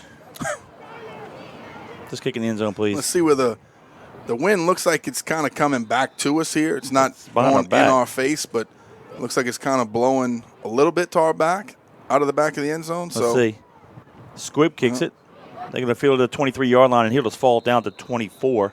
So with 4:30 to go in the half, it'll be 1st and 10 Lions from their own 24. Go ahead. Not bad. We'll take it. But how many times back in the 90s did you ever see us have to squib kick because of returns or we couldn't cover and things like that? And the thing is, when you got a good kicker, Kevin, you got trust in him to do the job. But anyway, they're going to get the ball almost to the 24-yard line, and we have 4 minutes and 30 seconds left here in the first half. Patriots are on top, 29-13 over Westlake. There we go. 1st and 10 Lions. Twins near side, split top of the field. Emmon takes the handoff, gets it to the running back right up the gut. He bounces it to the right and gets tackled at the 29-yard line. That is number 21, Mulba. He's a big old boy, Danny. They don't have the measurables, but he's kind of solid. Yeah, he is, definitely. Built low to the ground and definitely very solid. Gain of 5, second down 5. And it seems to me, Kevin, that they've done a pretty good job this game so far running it right at us. They've picked up some nice chunks, positive yardage, picked up first downs, and then they've kind of tried to abandon it and throw the ball a little bit too much, and we're sacking them. Inman keeps it, goes around the left corner, and Spann runs him down after a short 2-yard gain to the 32-yard line. That'll be third down and about a long 3. Well, I tell you this, Caleb has done a good job this year so far, Kevin, tackling. He really has. He's done a good job of getting out there, using his speed, wrapping up. Big quarterback like that is not easy to tackle, and a good job by Spann just showing his athleticism again. Yep, they'll hand it to the running back, Mulba again, right in the middle. Bounces to the left, and he's going to be tripped up, and I don't think he's going to get the first down at all. He's maybe a half a yard. It was a long 3. Yep. Great job. I didn't see who made a tackle. But whoever, the lineman just jumped and tripped him up. If he doesn't, he might get the first down. And we're going to call a timeout right here. Yeah, the Patriots call timeout with 3:15 to go in the half. They lead at 29-13 over the Lions. We're going to have call the timeout because, of course, we want as much time as we can when they're probably going to punt here for our offensive possession. But the coaches are down there talking to the defense and, of course, the punt and return team, seeing what we can do here and hopefully make it happen. Kevin, I'm going to go back and say it again. I'd like to see some points on special teams today from the Patriots. Not giving them up, but taking them. And punt return, of course, is a classic example of that, of what we've done in the past. They kind of have that strange rugby punt where you kind of run to the side and take a little bit of time and let your guys get down there and kick it off the side of your foot and see what happens. So I did some of that in college. And it can be effective, but if he booms a good one, and they going for it, we're able to do it. See Yeah, what happens. But yeah, they going for it. Fourth and a long 2. Sure are. All right, defense. Just don't jump off sides. Let's see what happens. Bow up. They're going to give it to the big running back. He got it more. Easy. And he's going to be dragging Patriots to the 44-yard line. That was easy. Big, strong kid. And I tell you what, I almost thought we were going to challenge him at the line of scrimmage, and that hole opened up really big. And he got to the second and third level really fast and, again, carried McMillan for a few yards. Give a shout out to David Gilmore. Listen to us from Kennebra. Appreciate you, David. Okay. 3:05 and counting. Ball in the middle of the field. Trips to the top of the field. Split near side. Inman hands it off to the big running back. This time, Angel says, I have none of that. Tackle it for a 2-yard loss. The Gilmores. Talk about some of those names, huh, Kevin? Oh, yeah. With, like 3 generations deep there at school. And his granddaughters, Sophie and Swayze, are in class with 2 of my kids, and they're really close with them, and, good kids, man. So appreciate the opportunity to have my kids hanging around good people. And you talk about true Patriots, they're one of those families. Fisher lost a 1. Everybody moved at the center. Golly, look like it. And they do not throw a flag. How in the world do you not throw a flag? The center, it looked like 2 guards and 2 tackles all moved, and the center didn't snap the ball, but about a half a second after, and they didn't throw any flags. But wow, short gain. Still. Yeah, I'd rather back them up 5. 3 and 8. 3 and 8. Third down and 8. Clock is continuing to run, Kevin. We're inside of 2 minutes now with 1:57 and counting. Patriots need to stop here if they're going to want the ball back offensively here in the first half. Twins to the left and to the right. Inman takes the pass and center, looks to the left, fires the pass complete at the 50. And he's going to be tackled at Patriot 48. And it's going to be about a yard and a half shy of the first down. Good job Gulling up there. Coming up, contesting it, making a tackle. Like you said, Kevin, it's probably about a yard and maybe a little more. But if they went for it last time, I'm going to imagine they're going to go for it again. Get up there, make a play. Twins near side split top of the field. 4th and a long 1. Mulba is the running back. He's going to stand behind Inman. They're looking to the side for a play. I think they would give it to him. Timeout. Yeah, they almost got a delayed game. Well, so. they were trying the old freeze play, where you line up, you call up, you You basically go through your cadence. You look at the coach. He gives them the freeze. And then you call your cadence again, try to get the team to jump off sides. If it doesn't work, you call a timeout. That's exactly what they did. So right now we're stopped with 1 minute and 4 seconds left here in the second quarter. And go ahead, Kev. No, I got a personal text here from Sterling May. He's over at Carey's listening to us. Oh, is that right? Yeah. Appreciate you guys. Good deal. Good awesome. deal. Also, I got a text here from Donald Fallbach and Mike Snyder. They're heading home from the hunting camp. And Isabel, they're listening to us. We appreciate you guys. Well, what'd they get? That's what we want to know. I didn't think it was hunting season yet. Oh, they had teal. Teal's open today. Oh, that's right. They get anything? I don't know. Old Schneidy. Think about this, Mr. Wimprine. Here's a question. At this point, is John Curtis ready to play well in the improving Catholic League? Think about that for a few minutes. Unless you have a quick answer for it. I don't need to think about it. All right, hit me. Yeah, of course we're ready. There you we're go. ready. I mean, the Catholic League is improving, but here's the deal. We're improving. I think we're getting better each and every week. And another thing is, when we first got into the Catholic League, we weren't a really good football team.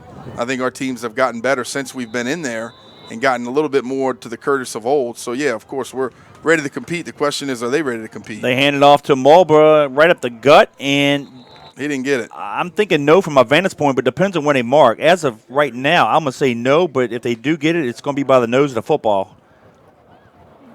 Gordon, can you see where they spotted down there? Let's be close. Looked like the 48, 47. Well, that's the line of scrimmage. They got to get it to right to the 46. It was on the same line of scrimmage. They didn't gain anything. Yeah, I don't think they got it. From my vantage point way up here, it looks like he did not, but I can't tell what on that logo in the middle of the field with all the paint. It's hard to tell where the ball is from up here. It is, but from here it doesn't look like he got it. He had to get it to the 46. It looks like it's a little bit over the 47. There we go. Here's a change. They're going to bring it out. From where the fourth down marker is, they lost a half a yard. Yeah. I would think so, too. I don't think he got it. We'll see the blue jerseys. And here they come. The blue jerseys come off the field clapping. They got it. Turned over on downs. Half a yard short. Nice job, defense. Great job. So with 51 seconds to go in the half, the Patriots get the ball over on downs at their own 47. Good news is we've been known to score in quick plays, so this is nothing for us. We're in the red zone.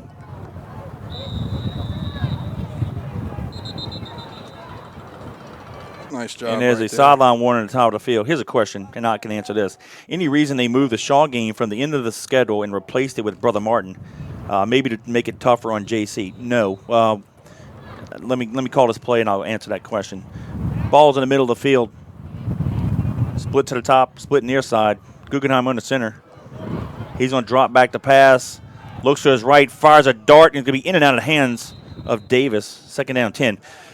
So we joined the Catholic League in 15, and it's a 2-year rotation. And we opened up with Brother Martin. And for whatever reason, after the 2 years, the Catholic League kept the same rotation of the schedule. Usually kind of reshuffle the schedule. So some team can't say, well, we always open up with this team or we always finish with this team. So for the last 4 years, it was the same rotation. So now going into this year, they just reshuffled the deck. That's all it was. They do that every 2 years, just except for 2 years ago for whatever reason. So nothing against the Patriots. 46 seconds to go, 2nd and 10. Guggenheim back to pass. Pressure near side. Throws a backside out route. Oh. Taylor, intended for Taylor, but just he had a lot of pressure on the backside, and I think a better throw had he had time, he might have been able to complete it. Yeah, he couldn't really step into the throw. Had to kind of sidewind that one and open his body and kind of just fling it out there early. And not a bad throw, but just about a foot too far out there for Taylor. And the good thing is Colin knows we don't take sacks. Got that ball out of his hands, and we're going to play about 3rd and 10 here. Andrew Waters give us a shout-out. He's saying, Go Big Blues, listen live at Matt Bauer Chevrolet. Appreciate you. 3rd down and 10. 41 seconds to go in the half. Googs back to pass. 3 in a row. Looks to set up a screen. Oh, we have it near side. Wren has the blockers. Can he make the tackle? Oh, yes! He can cartwheel all the way down.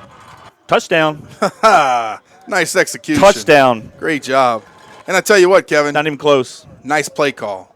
I like that play call. We've dropped back, thrown the ball a few times today. They got some pressure on that last drop back pass. So what do? You invite the rush. You can let the quarterback set up, feel it, evade, dump it off. Offensive lineman did a great job of getting out front, making some blocks, and, of course, Corey Wren finishing it off. Nice play call, good execution. Go Patriots.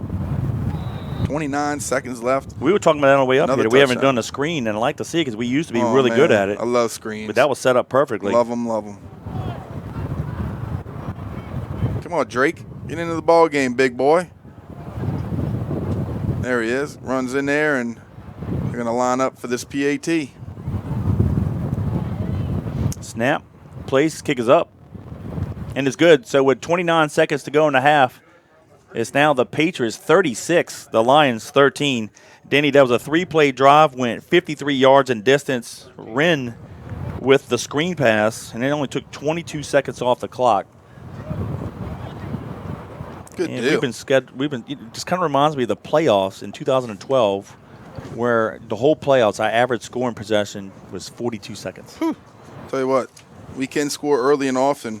Great job. Just shows you a little bit of our athletic ability as well. And, I go back to my best friend, Steve Curtis. I love talking to him when we're in big games and things like that. And I say, how we looking? That this guy picked, that maybe they're going to win by 4. Or maybe, this guy picked them and this guy picked us. And Steve goes, well, yeah, they're pretty good. But you know what?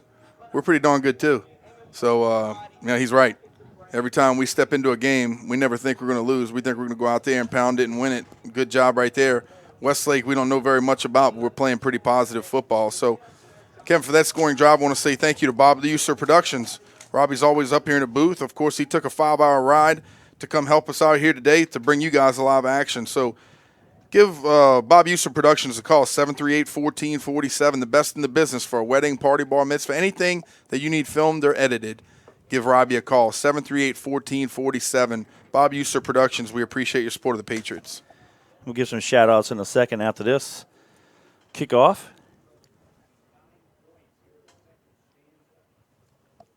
Mccready to kick it off right to left.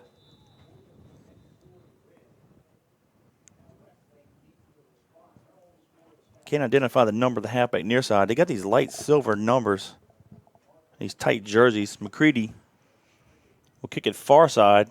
Will be fielded at the 10. 15-20 comes near side. 25 has a lot of room. 30, 35, 40, 45 crosses midfield. He's to the Patriot 40-yard line and thrown down at the 36-yard line. Darn it. Yeah, we got to work on Tell you that. what, man, That was atrocious. Well, here's the thing, man. Now, you have the momentum going into halftime, and they could pull a little bit of the Saints here and just dink and donk you a couple times, and then line up to kick a field goal. I'm not saying they will or won't, or we're going to let them, but man, your kickoff team cannot put you in bad situations like this. Well, Robinson on that return. 1st and 10 Lions from the Patriot 36-yard line with 17 seconds to go in the half. Trips to the top of the field, split near side. They'll stay in the shotgun. They're going to move the running back. Sermon's number 20 to his right. Inman looks near side, has a lot of time, steps up, fires it deep to the end zone. It's going to be a jump ball. Woo, in and out of the hands of the receiver. He had it, but Dante Thomas swatted it out at the last second. I thought for a second he was going to catch it and fall in the end zone for a touchdown. Let's get some shout-outs real quick. Robbie Jenkins on the YouTube saying, "Go Patriots" from Cairo, Georgia. Devontae Moore saying, "Let's go Westlake." Got some Westlake Lions fans listen to us. Nia Jackson saying, "Let's go DeMarco." Looks like there's an injured line. That's the receiver down at the goal line. So we appreciate you guys. It might have felt kind of funny, Kevin. Yeah. They went up there all together. I think the corner, the safety, everybody went up with the receiver and might have fallen funny. Not sure what they're looking at yet, but hopefully he can get back and walk it off right before half here. We get a lot of fans texting that, good teams are going to feast on our special teams. We'll make corrections. Yeah, but look, this has been a problem for 4 years now. We've just on kickoff coverage. I mean, it is what it is, but I'm with you. We feel your frustration, trust me. Yep. And we've been a little vocal with the coaches, but again, we're in the booth. My time has passed. Danny's time has passed. We can't control it, and we're just as frustrated. But hey, we'll put some guys on the field at some point, and they definitely don't want us running down there on kickoff. I don't think we get down there too quick. Got a question here. Did Coach Leon retire? Oh, no. He's no, sir. Still active. Yep, no doubt about it. He got to the hotel late last night, actually, after he was scouting. Walked in. Hey, boys. Walked up to the room. Probably went to sleep. Did a little bit more tape review, and, of course, no, he's well and good. Hey, there's a question here. Where did Valentine go to college? Did he sign with anybody last year? I don't recall. I think he did. Small school? I think it was a small school. Like, you know what? If anybody else out there knows, hit us back. But off the top of my head, I think I forget. Of course, we got a couple fast boy comments about Corey, and you're right. He's got close to 130 yards of rushing and good a bit on receiving on that screen, and there's a flag on the play. That's why he's committed to one of the best programs in the country, in Georgia. Yeah, and they're going to enjoy him for the next 4 years. So you Westlake fans that are listening to us on JohnCurtisPatriots.com via YouTube, pay attention to our number 3, Corey Wren. He's going to Athens, going to run track and play football for the Dogs. Yeah, he's one of the fastest kids in the country right now, and wouldn't surprise me this year, his senior year, if he's not in the top 1 or 2 or 3 fastest kids in the country. So it was on the Patriots. They're going to move the ball to the 31-yard line. Must have been lined up all sides. 10 seconds to go in the half. 2 receivers at the top of the field, 2 near side. They'll stay in the shotgun. Inman takes the pass from center, looks to his left, steps up in the pocket, and he's going to be hit and dropped at the 36. Job. Is that Alexander, number 8? Yep, sure is. Got him. He's contributed on offense and defense, Kevin. Good to see him out here. And he is a kid, honestly, Kevin, that over the last couple of years, he has gotten better and better and better. And it's nice to watch him out there making some plays defensively, scoring offensively. And, anytime you can get the ball or you can make a play defensively, we like to see that. Let me ask you this question. Okay, I got a funny text. Go ahead. Who are some of the guys that you remember in the past that were pretty dominant on offense and defense? Greg Dubrock comes to mind first. Linebacker, running back. Reggie Wilson? Yeah, that was the early 90s. I was trying to think any more in the 70s. Mm-hmm. I mean, excuse me, the 80s. I'm sure in the 70s we had some guys go back and forth. Of course, Greg was that 79 to 80 range. He's the first one that comes to mind. Reggie Wilson for sure. He took over in 91, 92. He dominated some games. Teammate of yours, Thundercat. Jonathan Wells, he played running back and some linebacker. A little bit. Yeah, he played linebacker a little bit. But he was effective at linebacker when he came in. Joe McKnight, of course, played DB or safety, and, of course, a returner as well. Joe McKnight, running back. I don't know if a lot of you fans know this. Joe McKnight's a 2-time All-State player.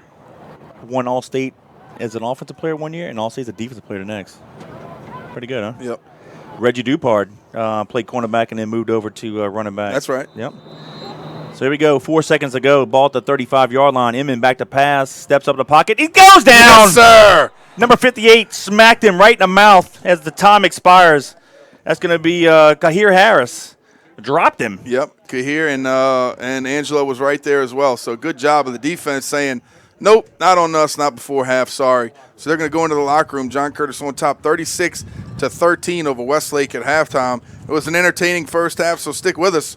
We're going to have some of the highlights here. But, of course, I got to give a shout-out to our boy who made the trip as our premier halftime sponsor, Ryan Esteves and his family over there at Bobby's Seafood. Go check them out. So listen to this story. My boy, we're over here, Kevin and I, early for the game. We said, man, we got some time. Well, slept in and said, man, we got some time today. Let's go get a nice lunch. Right as I'm about to bite into my steak, Ryan calls Kevin and says, man, I got some peeled and deveined shrimp here at the stadium waiting on y'all. We're like, what? I'm paying this money for this steak for lunch, and you got peeled and deveined shrimp from Bobby's Seafood? What the heck were you thinking? You should have called us 2 hours ago. But no, we appreciate him. Kevin and I live right by Bobby's there in River Ridge and go there all the darn time, and he's got the best seafood, boiled stuff in town. So go check him out. Let me read this one for my boy Ryan. Bobby's Seafood is a family-owned business located at 9013 Jefferson Highway in River Ridge. They were established in September of 1978, and they're celebrating 41 years of business. Bobby's Seafood offers daily lunch specials and fresh prepared food, hot, delicious po' boys, and, of course, hot boiled seafood. That's some of my favorite stuff to go out there, get some boiled crabs, boiled crawfish. Everything that they have is fantastic. During crawfish season, Bobby's Seafood provides on-site catering for commercial and personal boils. You might even ask for my boy Kevin here. He'll come boil for you. Call Captain Ryan Esteves and staff at 504-738-2104 to place your lunch orders and to book your crawfish boils. Bobby's Seafood, 738-2104, proud sponsor of our Fighting Patriots football. Actually, I love to call Bobby's and say, get us some po' boys.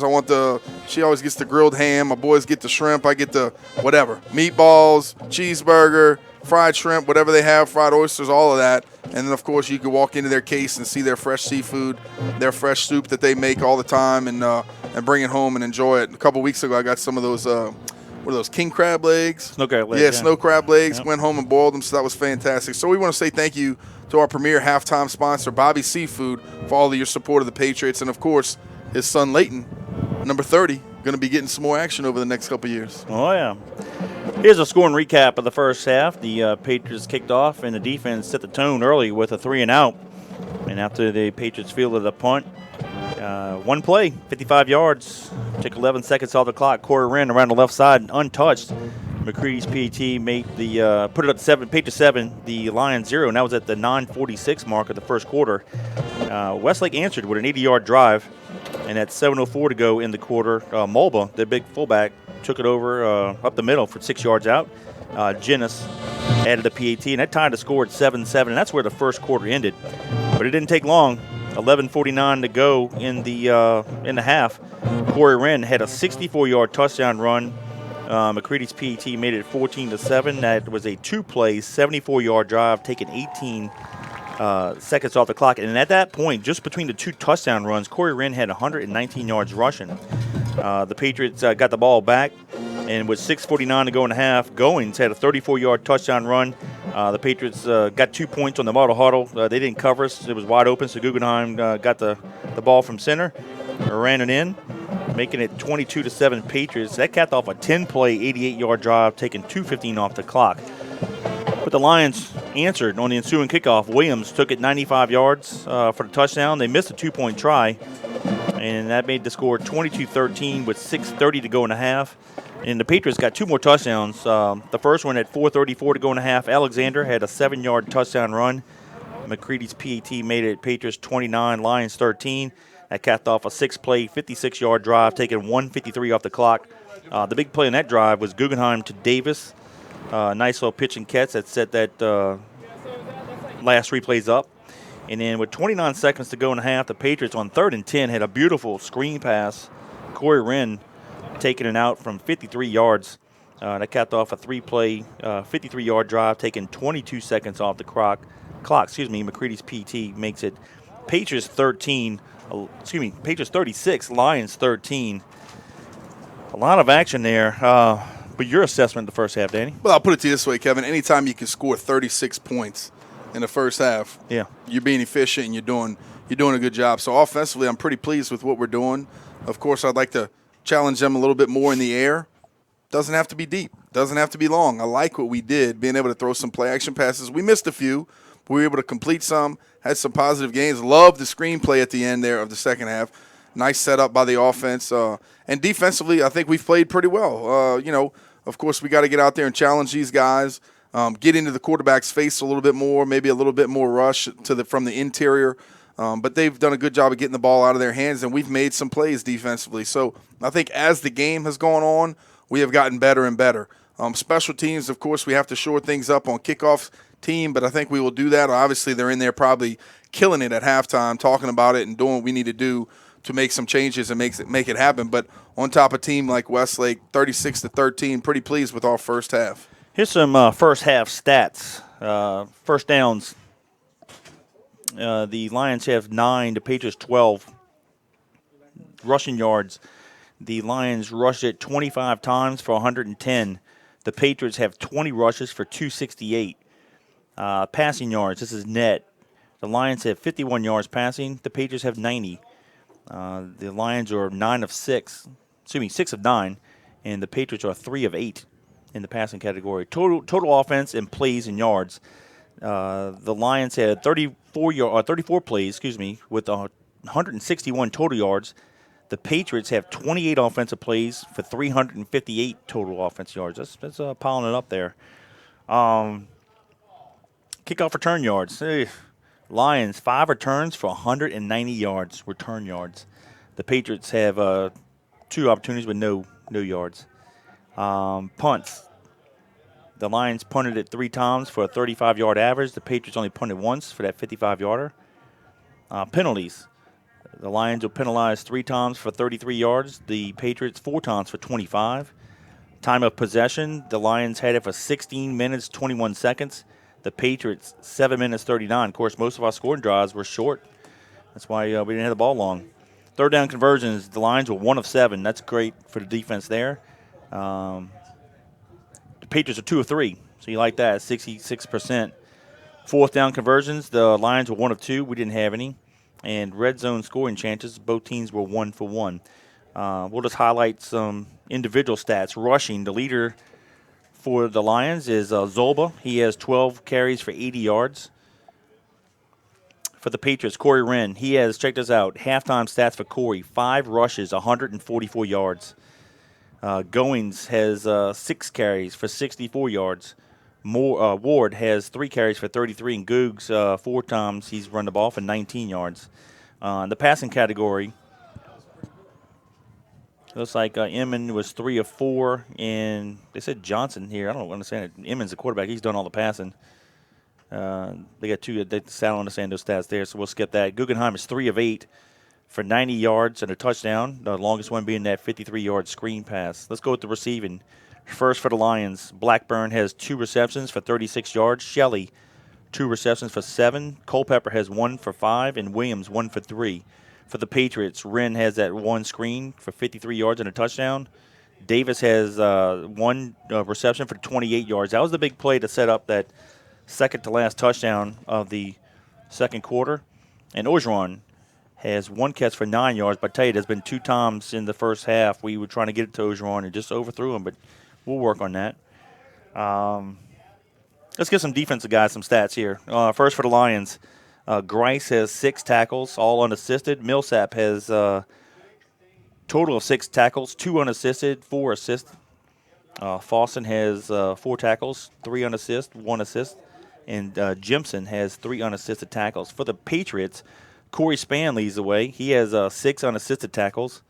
White has a total of 5 tackles, 4 unassisted, 1 assist. Martin has 3 tackles, 3 of them are unassisted, and Krieger 2. And I'm surprised, I don't know where the stat is, but our boy Angelo's got a couple big ones in here, and he's not listed on the stat sheet. I don't understand that at all. But anyway, that's the official stats of the first half. The Patriots lead the Lions 36-13. Outside of the kickoff coverage, I think the Patriots are doing a pretty good job. Been pretty solid for sure. Kevin, I want to give a shout-out to my good buddy Ron Halsford. He told me to tell you hello right there in River Ridge. He's got my boy Baylor at his house playing with his son William. He helps me coach over there at Little Farms. But they're listening to us right there in the Ridge, so appreciate that. And everybody listening to us on this live action, JohnCurtisPatriots.com, 36-13. Patriots are on top so far. And like Kevin said, it's a pretty efficient first half for the Patriots. Did a good job of mixing in some of the pass with the run. Had some very explosive plays offensively. And then defensively, I think we played a little bit better as the game went on. So looking forward to the opportunity of playing a great second half, hopefully getting some of the young kids in, and obviously keeping our legs fresh. It's probably cooled down a little bit here in Independence Bowl Stadium, but not too much. It's definitely still a scorcher out there on that turf. So need to keep our guys fresh and healthy and ready to go for, a lot of more weeks to come. Some more text messages coming in. David Gilmore, to your question on the offense defense, said that he and Doug Carter, of course, they played defensively. They're both linebackers. Mm-hmm. They went in at tackle and tight end when the offense needed back around the 77 year. It's happened. I know Michael Stewart played running back with me. He was a year ahead of me, and I knew in in 87 he would go and play a little defensive back. I actually played receiver my whole career, but my senior year I did play a 1.5 series in the playoff game against Franklinton on defense. I did a little bit. Let's see. Here's some more text messages. Again, if you listen to us on the live broadcast, send us a text at 504-259-7690. Here's a question. Is the muddle huddle or the swinging gate? I've heard both at JC. Yeah, so basically it's the newer term. Yeah. We lined the linemen up to the left of the formation and see if they line up with us, and they didn't. And after that touchdown, Collins saw I think film study actually did it. They only brought 5 people over, so he did ready center, and they snapped the ball to him and got the 2 points. Well, here's the deal. So offensively for the Patriots, we put a lot in our quarterback's hands. When you line up for a play on the offense for the Patriots, the quarterback always, and I mean always, has the ability to change the play, to call what he sees that he think might be open for that play, depending on alignment, maybe what a call is, maybe if they're bringing a blitz, depending on what coverage that they have. So a lot of variables there to be able to say, you know what, I'm going to change this because of their leverage and their alignment on what we could do. There's a little bit of numbers. A lot of times it's about math. It's about numbers on each side. How many do they have over here? How many do they have over here? Do I see a big gap? Do I see a blocking scheme that could really help me here on this play? The offensive line communicate each and every play to put ourselves in the great position to do the thing. But it's the exact same on the muddle huddle. We line up, and it's up to the quarterback to say, you know what, I'm counting. I have the numbers. I think we have leverage here. He calls over there to the center, and obviously it's a play that, if you have it, you take it. If you don't have it, you don't take it, and then you line up for the PAT. But we put not a lot of pressure on the quarterbacks, but a lot of opportunity and a lot of faith in them to be able to put ourselves in a great opportunity to be successful and score points. Well, that's the next question. I'll answer it, and I'll let you add to it. Is the secondary looking better than last week? That 350-plus that yards passing that Carr put on us hurt. Yeah, we are playing better this week than we did last week. However, the reason why I say that is, well, one, Carr is probably one of the better passing combinations we're going to play this year. I don't put a lot of stock in this, but it does help with them. The 7-on-7s, they get in a lot of these tournaments. So they have a lot of chemistry between the quarterback and the receivers. And they go deep in these little, 7-on-7 tournaments, so they understand it. Part of the problem is we had to replace 2 defensive backs. We have 2 corners that are, returning with playing time. The 2 safeties are raw. The problem is we didn't play a jamboree, and that's where we talked about this last week several times. Besides special teams, getting these young guys who hadn't had playing experience, some playing experience under game situations. The scrimmages against St. Paul's nice, and of course we had to make up our own inter-squad scrimmage because we didn't have a jamboree. But you can't simulate a game without having a game, and I thought because of that, the defense was suspect, and they're new, and I think trying to learn the signals with Coach Pittman and Coach Fallback on the sideline, I don't think they, just call it the first game jitters, if you will, just new guys. But so far, so good in this first half, we haven't given up the big play. But, again, I wasn't as concerned because Carr is probably the best offensive passing team we're going to play all year. But what's your thoughts of that? Well, let's call it like we see it, Kevin. Carr is behind us probably one of the better teams in the state of Louisiana. They've won the 3A state championship 3 out of the last 4 years. So, you're not going to see really a better team face up against us in the state of Louisiana that we could have the first week, like Kevin said, without a jamboree.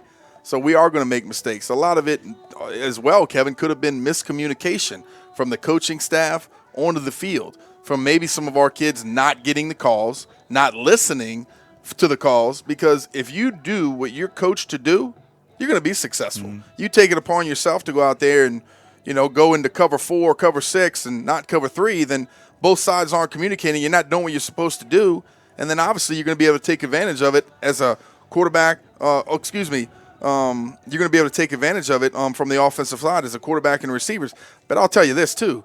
There is no DB in America that could cover a receiver for 7 seconds. It just doesn't happen. So when you have a quarterback that could scramble, move around, step up in the pocket, make things happen, and then throw it over your head, that's almost impossible. So we have to get a better rush up inside into the quarterback's face. Last week, the ends were killing them. We just didn't have the rush up inside to make the quarterback not able to scramble and make those long plays continue to last. Like I said, you have a guy running back there for 7 or 8 seconds. Nobody's going to cover him. You actually almost stole my thunder. No excuses. We had 2 guys out. Big E, our big old nose guard, is 305 pounds. I guarantee he'd have owned that center for Carr last week. He'd have gotten some push up the field. I'm not saying he'd have sacked the quarterback every time, but he's a pretty sure-handed guy for a big old boy like that he'd have put more pressure on that quarterback. We probably could have gotten a few more sacks. That's no offense to the guy who stepped in his place, but, Big E's going to be an all-state defensive lineman, and probably an All-American before it's all said and done. And then also Matt Jane, the linebacker, senior linebacker, we hold him out because of a hamstring injury. We want to make sure he's going to be good. We probably won't play him, today. Obviously, he hadn't played in the first half. Right. But when you have a veteran linebacker like Matt, who's a sure tackler, he knows where to drop. We got younger linebackers dropping too far deep. Now we got guys running underneath, or if you're not dropping enough, guys they're throwing a pass right over the head. So, it is what it is. We have some newer guys filling in for injured players. That if we'd have been at full strength, they might not have gotten 350 yards last week. But you know what? I think it's great, though, because you have the younger guys able to step up, and all it does is contribute more depth to your team throughout the rest of the season. Right. Just like on the games like this. We talk about the depth because of the heat outside. How many times throughout this season is a guy going to go down? We don't know.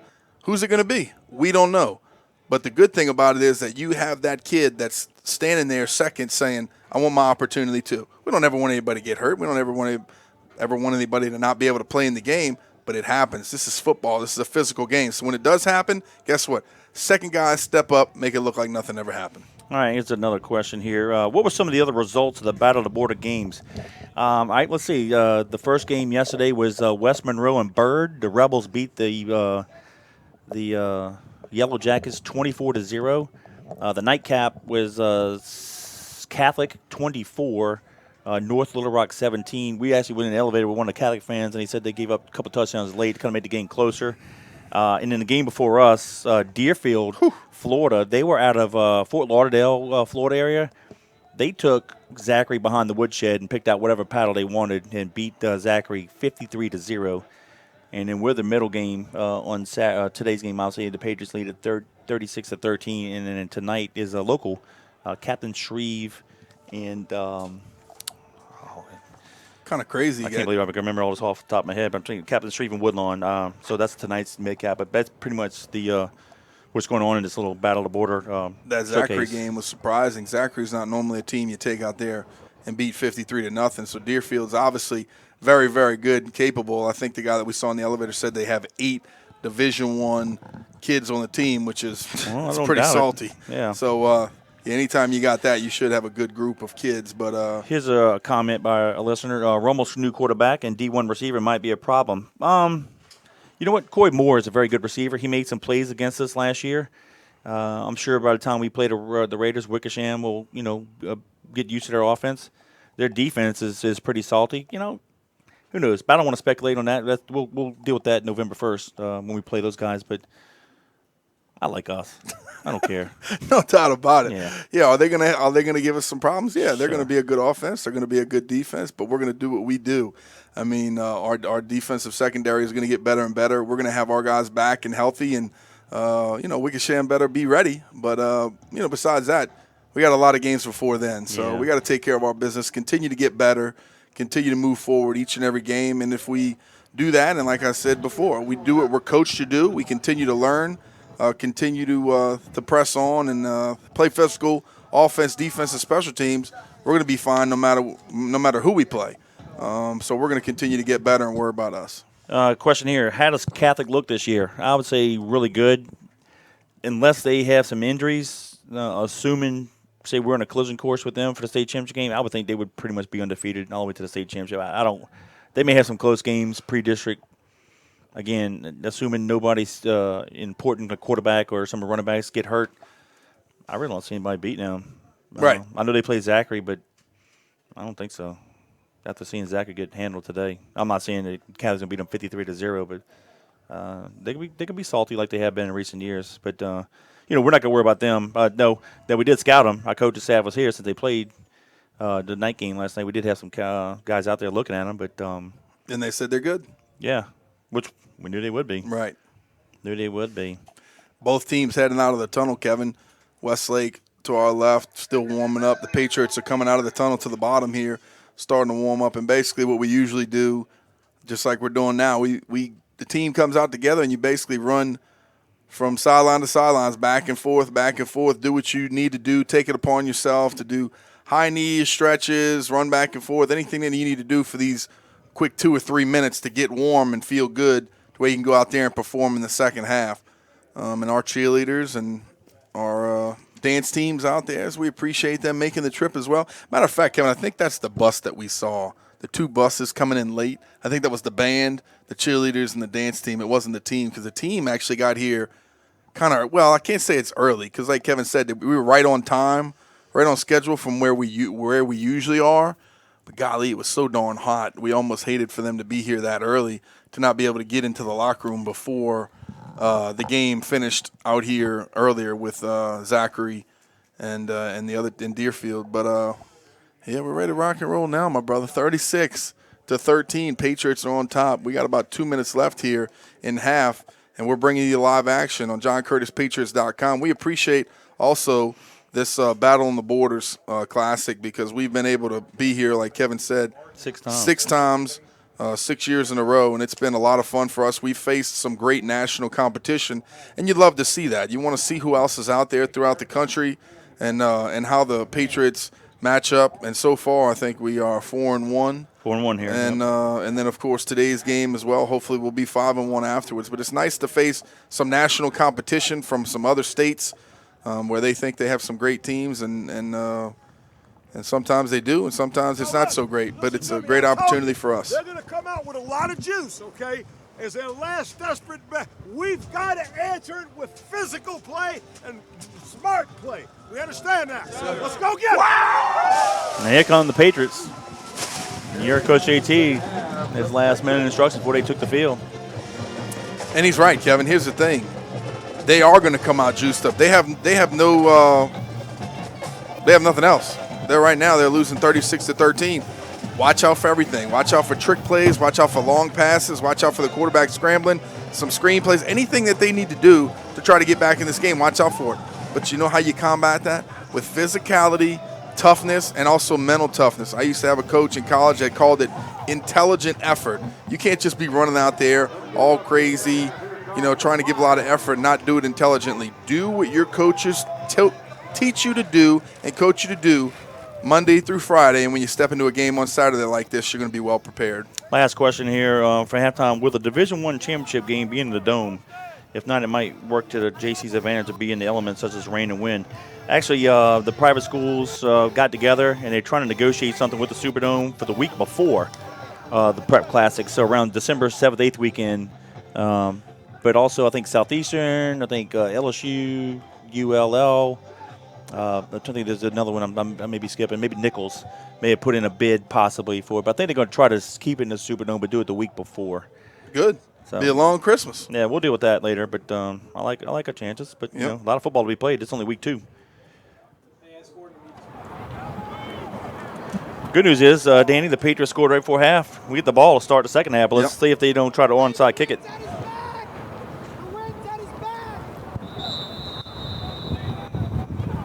The Lions are kicking it off left to right. And they're going to kick it deep. And it goes in the end zone for a touchback. So the Patriots will have it 1st and 10, throwing 20. Kind of wish Rim would have caught that. I'd like to see him take off. He kind of tried to grab it up by his shoulders and let it almost like hit his shoulder pads. You got to get your hands up, catch it like a receiver right there. But, 1st down and 10 for the Patriots from their own 20.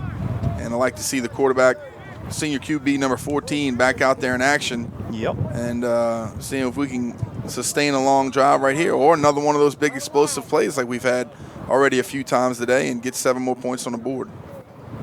I like the way you're thinking, Mr. Wimprine. All right, Patriots going right to left. Ball in the middle of the field. Rin, the near side halfback, going to right side. Guggenheim under center. Splits to the left and the right. We'll go top of the field. Goins takes it over center, comes near side.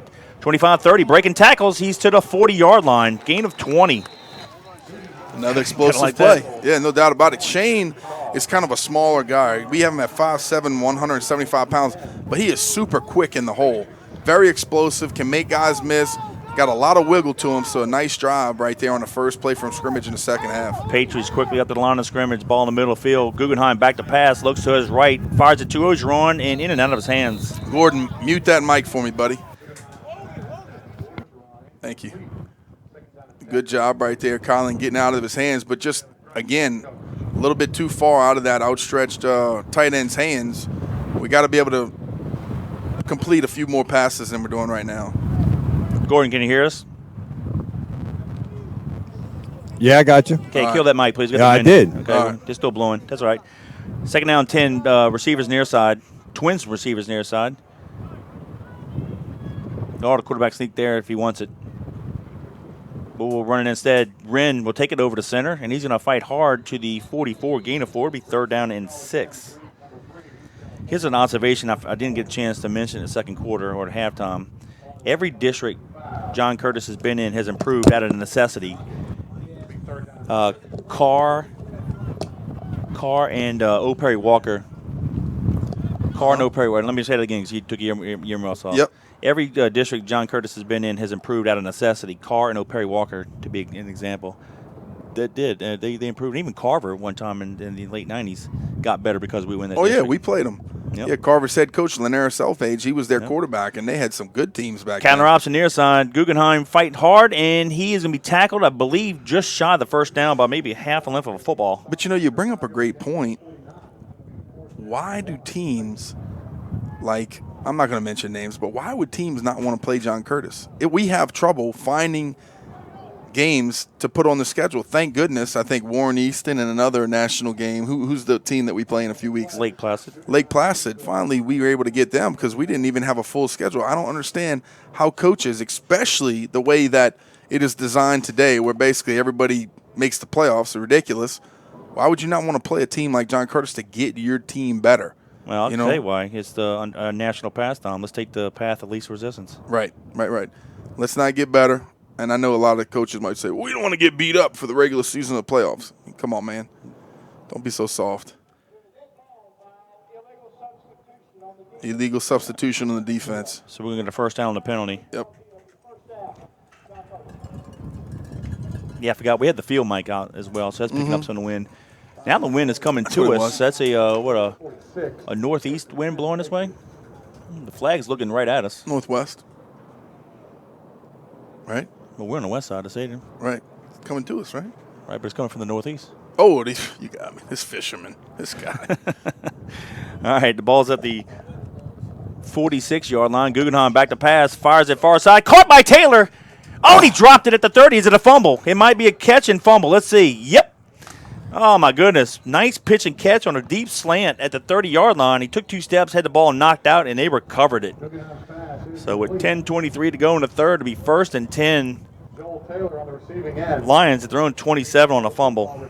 Yikes. Ugh. I like that it was a great pitch and catch. Just didn't secure it. But you know what? Hey, credit that defensive back. He knocked it out. Yep. Good job by him. And our offense is staying on the field, but it's already the decision's already been made. They called it a fumble. Yeah, Let's get out of here, get the defense on the field, and defense get us the ball back. Let's go. That's a question. Has the Patriots' entrance in the Catholic League improved their quality of football? Now, they've had some good football through the years. I don't know if it's improved the quality.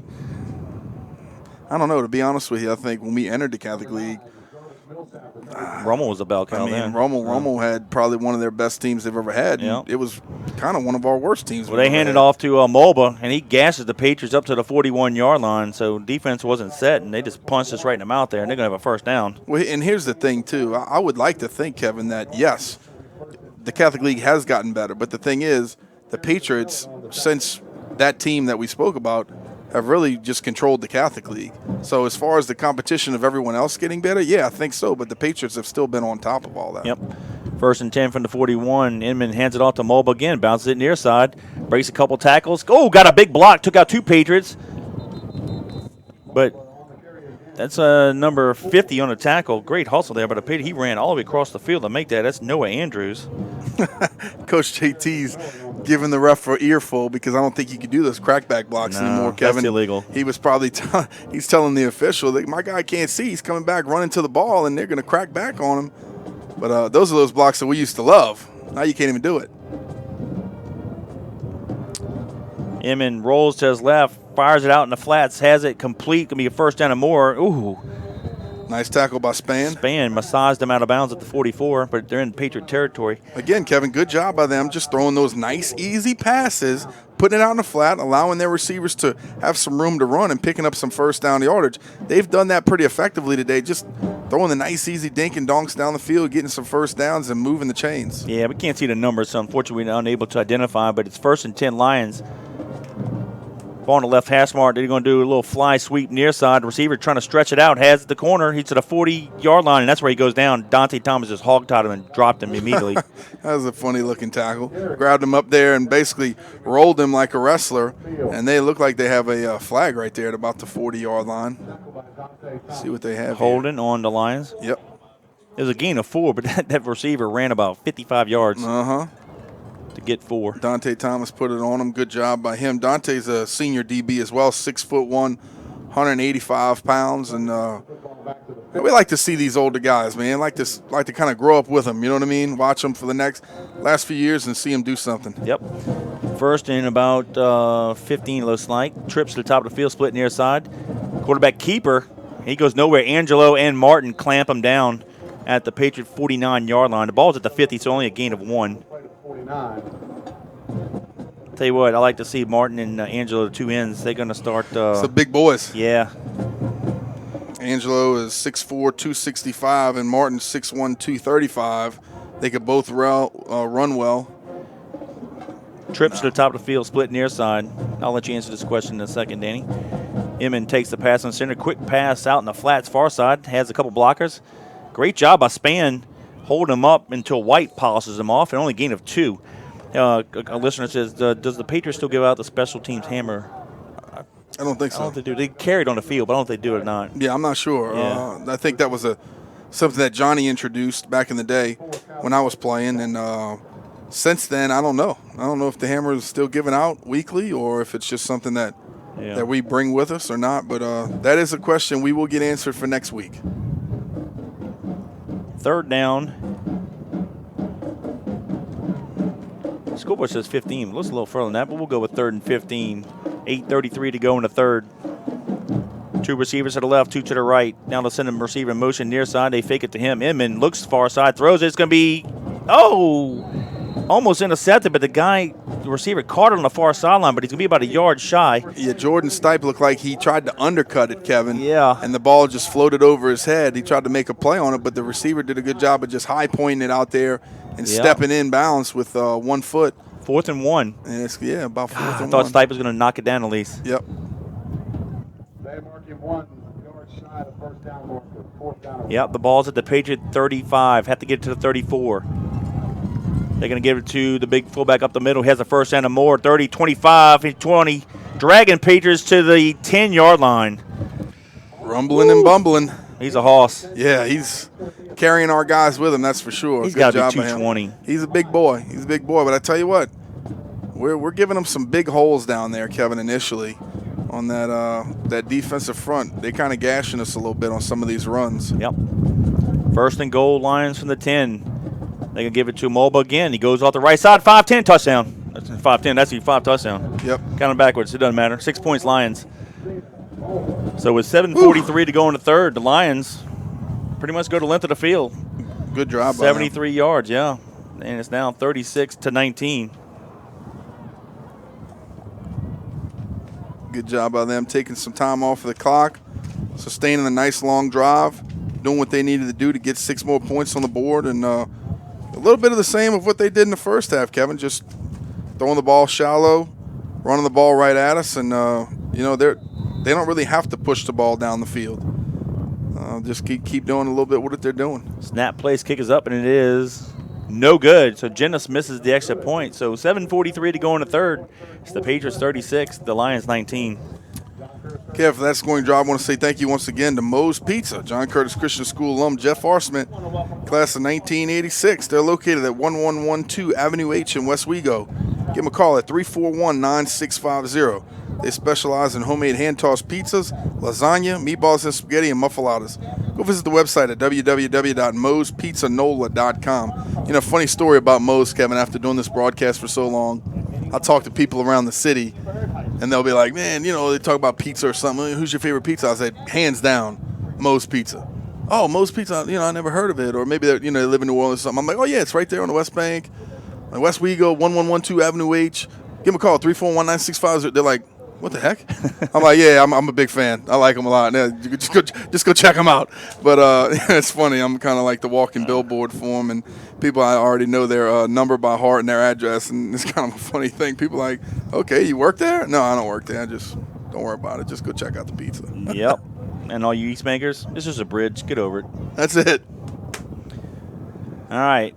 Let's see if the Patriots can get the ball and do something here. They were moving it until they had that catch and fumble. Lions took advantage of it. Little sky kick here. Fielded at the 25-yard line and dropped. Back to the 18-yard line and has a decent return. Almost fumbled again. Poof. Who's that? Is that Gullum? Whoa, look at this. Flag coming from way back.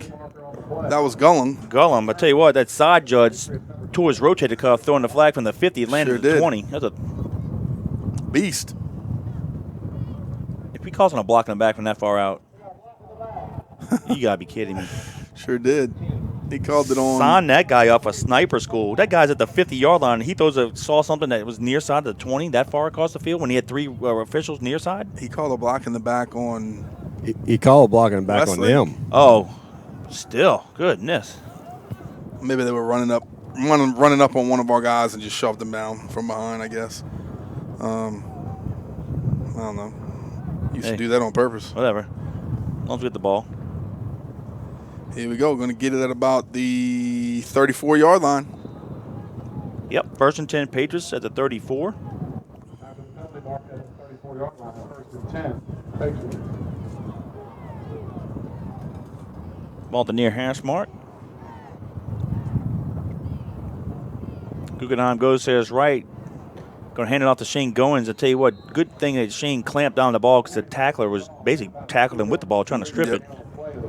Yeah, good job. We practice that all the time, Kevin. Ball control, 4 points of pressure, doing a good job of controlling the ball. And early in the season, Kevin, a lot of times you see those silly mistakes, ball popping out, silly fumbles and turnovers, but the Patriots have done a good job of controlling the ball. Yep. Gain of 3. Ball in the middle of the field. Guggenheim goes to his right again. Hands off to Goins. He's at the 45. Oh, and a sniper took him out to 46. He just stubbed his toe. I think he was trying to run so fast and outrun this guy. He tripped himself. Yeah. Shane's got some good motor, man, and like I just went said, down. He's really, really quick and can make it happen. And I tell you, with his speed and his quickness, he could have easily either outran the guy or stuck his foot in the ground and cut back up inside. But got tripped up. We got a first down anyway. Wow. That's all right. Gain of 10, 1st and 10 Patriots from the 47. Guggenheim has a quarterback sneak, crosses the 50, fighting hard to the 47 of Westlake. Guggenheim keeps the football this time. And there's an injured Lion on the field. Lion territory to the 47. All right, here's a question. True or false? Is Holy Cross the only Catholic League team to never have beaten John Curtis? I'm going to say yes. We'll go with Shaw. Shaw beat us once back when you played. Yep. Of course, we weren't a member of the league yet. St. Aug beat us twice in 13 and 14, though we weren't a member of the league yet. Jesuit beat us in the 14 state championship game, though we weren't a member of the league yet. Brother Martin got us the very first official game of the Catholic League in 2015 in overtime, 40-37. And Rummel in 2015 beat us twice on Halloween and that regular season game, and then again in the semifinals. So yeah, Holy Cross is the only team to have not beaten the Patriots. However, since the Patriots have been official members of the Catholic League, only Brother Martin and Rummel can say that they've beaten the Patriots. So how's that? Man, you thought about all that? I didn't know. Nice job. You look at it. It's got to even have the paperwork. I don't have this. Firing out stats and scores and the Swami. All right, here we go. 2nd down 4. Ball's on the Lion 47. 6:21 to go in the third quarter. Ball on that right hash mark. Patriots going right to left. Quarterback keeper again is there. Guggenheim gets it to the 41-yard line. He'll have the first down. I'd like to see us throw the ball a little bit more too, Kevin. And especially when we have the lead right now, 36-19. I don't want to jinx myself, knock on wood, but I don't want to put ourselves in some bad positions. But they're still outside in press coverage, and we have to show that we can do it. You know, earlier we threw it up to number 4, Javon Davis. He made a big play. Yeah, so 28 yards. Yeah. after seeing that, I want to see a little bit more. First and 10, power play near side. That's going to be Corey Wren. Yep. Good hesitation and good vision right there by Corey. Letting his blocker get out in front, a little stutter step, and then finally seeing it and going. I think he knew he had a little bit more in there, but a nice play right there. A nice block by the offensive lineman getting out front. Yep, he was the right side halfback, took it over, power play near side, got to the 33, where it's going to be second down and 2. 6 minutes to go in the third period. It's the official hydration break. The Patriots lead the Lions 36-19. I want to give a quick shout out here to Scott Pritchard. He's listening to us from Thibodaux. Appreciate you, Scotty boy. Yes, sir. Kevin, for this hydration break, you better hydrate when you get over to this place. Go check them out. Anytime Fitness in Metairie, 5200 Veterans Boulevard, Metairie, Louisiana, 70006, 504-218-4814. The owners are Damon Lepper, class of 97, and Janice Toops Lepper, class of 01. They're offering 24/7 access to over 4,000 clubs worldwide. Cardio equipment, strength training equipment, free weights, personal training, small group classes, and of course, mention Patriot Nation during sign-up and receive free enrollment and 10% off monthly membership dues. Give them a call. Go check them out. 5200 Veterans Boulevard. Anytime Fitness in Metairie, 218-4814. We appreciate your support of the Patriots. Absolutely. The Patriots and the Lions are back on the field. Ball's going to be placed right in the middle of the field. Second down and 2 from the 33-yard line.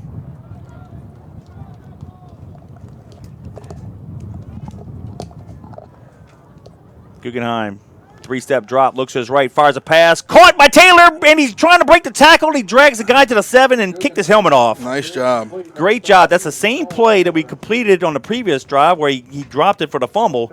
This time he secured it. It's now first and goal at the 7. Great Kevin, job. Nice job. Nice route right there by Joel Taylor. But I tell you, as a receiver and as a quarterback, man, I used to love press coverage because all you got to do is beat the guy, and he's so close to you. You just got to defeat him on your route, and it's a win-win. It's a one-on-one opportunity to win on your route and to throw. So good job by Joel Taylor running the slant route on press coverage and winning. And a great job on securing the ball this time as well. First and goal, Patriots will come near side.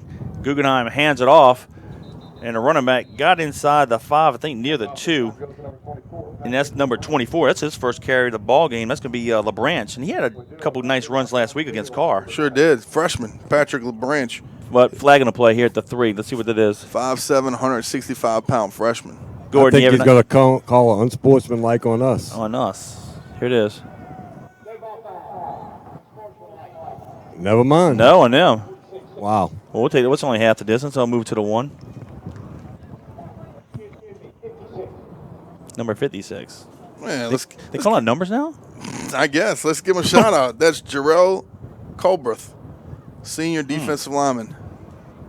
All right, second down and goal from the 1. 5:23 to go in the third. 2 tight ends. Taylor will split to the right. Quarterback sneaks there if we want it. We'll go to the right anyway, and he easily walks in the end zone. Is Malik Ward. So Ward gets the 1-yard touchdown run with 5:19 to go in the third. And the Patriots extended their lead. Oh, yeah. Nice job right there. Offensively, Kevin, been pretty darn Solid. sharp. Yeah. Been pretty darn sharp. That one fumble in the last drive, but we probably would have scored a touchdown now in the way we're going. But I do like to see us put the ball in the air when we can with a senior quarterback, senior receiver, some other capable receivers out there, and being successful doing a little bit of everything. Snap, plays, kick is up, and it is good. Looks like Taylor was the holder, the backup quarterback, and it's good. So 5:19 to go in the third. It's the Patriots 43, the Lions 19. Got another penalty on the play. Looked like it was after the play. I don't know if it was one of their guys jawing as they were walking off or disappointed in something, but let the officials line up and call it here.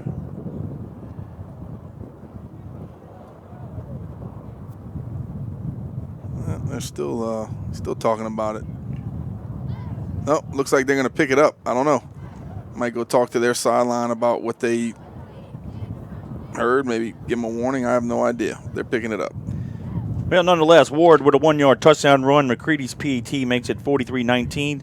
Danny, that capped off a 7-play, 66-yard drive, taking 2:16 off the clock. But the big play on that drive was another pitch and catch between Guggenheim and Taylor for 26 yards. It was offsetting unsportsmanlike penalties on both of us. No, it was on them. Oh, it was just on them? Just on them. It's going to be assessed on the kickoff. Oh. Okay. I thought I saw him point both ways. He pointed it by accident the first time. Okay. Thank you. Thank you, sir. No problem. Sent up top from Gordon Hebert down low.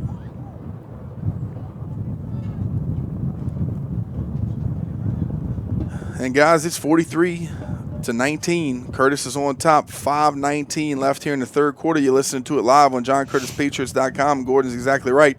We're setting the ball at their 45-yard line.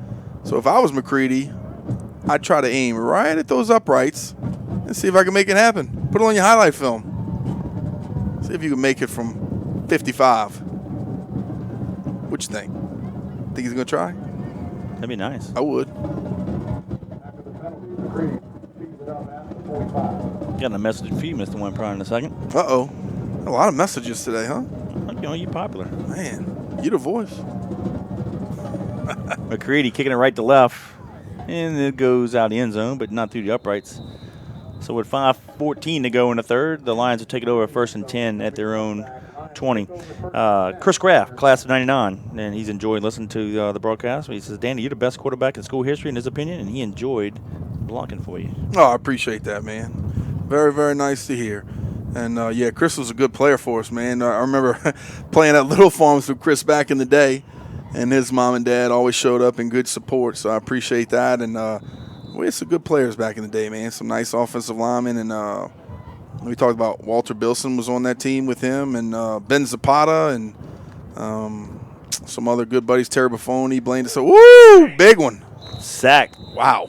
Angelo Anderson took 2 blockers into the backfield and basically demolished the running back on that one, and that was a big loss. Tackle loss back to only 3, but it was Yeah. bigger than that. They marked it at the 17, but he was back at the 15. Wow. Took 2 guys back into the backfield. And Angelo Anderson, for those of you who don't know, is a commit to Tulane next year. And Tulane's done a great job of recruiting here at home, getting some of these athletes that I think are really good players, you know, like some of the top schools in Division I type players, and they got them. So congratulations to them.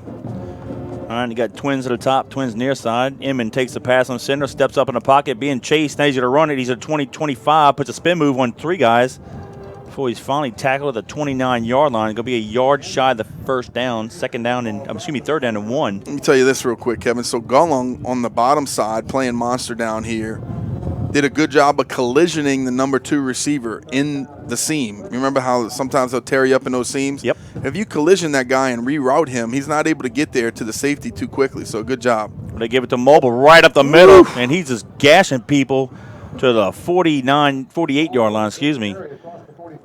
Tell you right, he looked like Jerome Bettis back in Notre Dame. He just gashed the Patriots. Remember them days? I was at that Sugar Bowl when he tore Florida a new one. 3:55 and counting.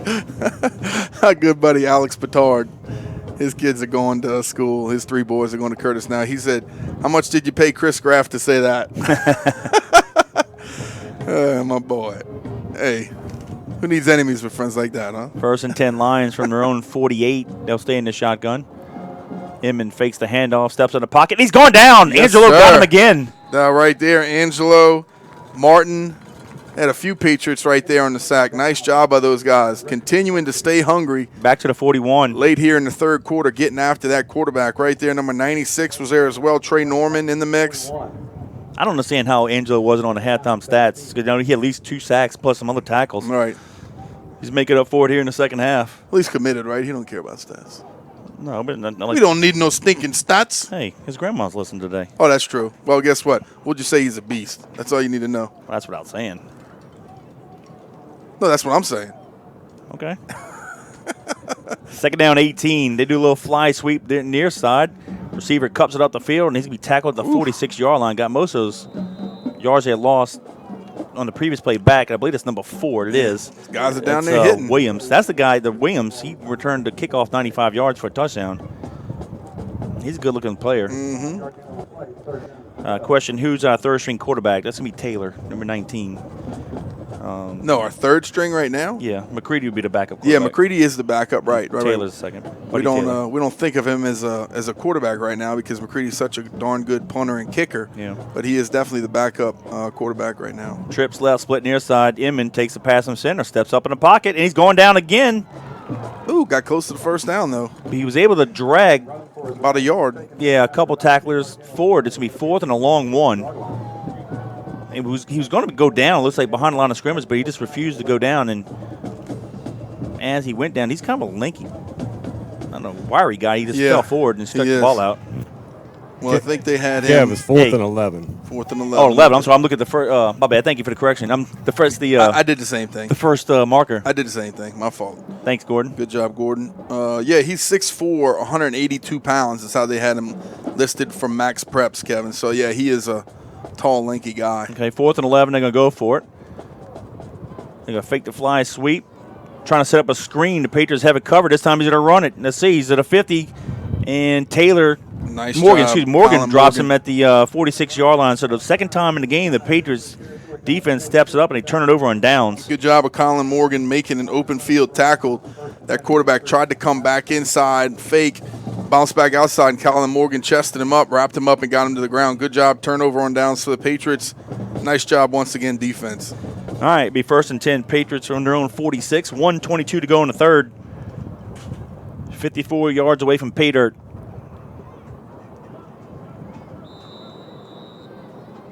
Question: do you put Taylor in the game if it's out of hand? Yeah, why not? Yeah. But right now, no, Why we're gonna not? keep the guys in. Yeah, we don't want either one of our McCready or Guggenheim getting roughed up. So yeah, no doubt about it. Give that guy some positive playing time. Ball's on that right hash mark. Guggenheim back to pass. 7-step drop, fires a post pass to Joel. It's gonna be intercepted at the 19, and he's gonna be tackled immediately at the 24-yard line. Well, in this kind of time, go ahead and work on those kind of plays. It didn't work. So now the Lions get it right back with 1:10 to go in the third. Well, here's what I'll say about that play. I don't think he set his feet that great, and he threw the ball real skinny up the field. The receiver had all the room in the middle of the field he wanted. He could have thrown him fat towards the middle of the field because there was no DB in the middle. There was no middle coverage. We had that receiver beat. So we had it open in the middle, and he threw it kind of skinny, and the DB did a good job of staying there, flattening out, and making a nice play. All right, 1st and 10 Lions. Ball's on the 25-yard line. They're going left to right. Trips near side, split to top of the field. They're going to look top of the field, throws a pass, complete at the 40, and dropped at the 39. He tried to put a move on. He lost an extra yard, but it'll be 1st and 10. The Lions. That was number 23, Blackburn, on the reception. Yeah, their number, of course, we're way high here, and I got field glasses, but their numbers are like the silver, kind of this real light on a white jersey. It's hard to identify them. They're going to give it to the big running back up the middle. He fights hard to the 45-yard line. That's going to be Sermons, number 20.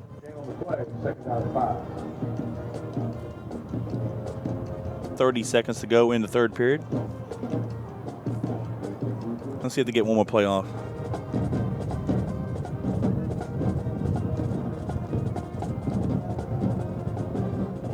.24 and counting. Trips near side, split top of the field. Inman looks near side, throws a little swing pass and incomplete. Good job right there by Gulling again. Getting outside, putting pressure on the receiver, getting up and outside, trying to force him back inside, and the receiver obviously couldn't make the play.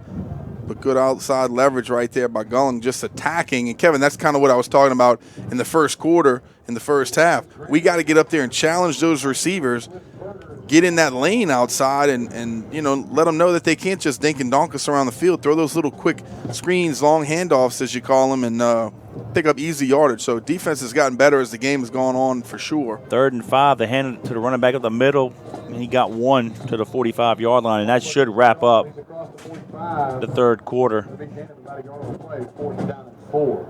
Make it 4th down and 4, and that will. So at the end of at the end of 3, we go to the fourth quarter.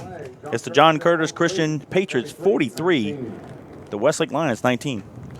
Kevin, for that third quarter of action, I want to say thank you to my boy, Dr. Donald Faubacher. The entire Patriot family welcomes, again, one of our own, Dr. Donald Faubacher, John Curtis Christian graduate, and today a primary care doctor at East Jefferson General Hospital. When you or someone you care about needs the highest level of personal primary care, turn to Dr. Faubacher, someone who grew up here, stayed here to practice medicine because he loves this region, loves where he lives, and, of course, loves the Patriots. Thank you, Dr. Faubacher, for your continued support of our school and our teams. Give him a call, any primary care physician at East Jefferson General Hospital at 504-456-5000. Main office, 3700 Homer Boulevard, Suite 101. Give him a call, 456-5000. Dr. Donald Faubacher, as we call him, Dr. D. We appreciate your support of the Patriots. Halftime score was the Patriots 13, 36, the Lions 13. The Lions scored with 7:43 to go in the third. On a 10-yard touchdown run, they missed the PAT, make it 36-19, and then the Patriots came right back with a 7-play, 66-yard drive. Ward's 1-yard touchdown, and the PAT by Mccready makes it 43-19 as we start the fourth quarter. 4th down and 5, and Emmett just airmailed it into the Patriot bench. Nice coverage right there by the Patriots. Yep. Good job getting up in those receivers' faces, not giving them any room, and turnover on downs once again. So Patriots, nice job right there. Defensively, like I mentioned, getting better as the game's going on. Kevin, I think our DBs have improved, like that person asked. Have they gotten better since last week?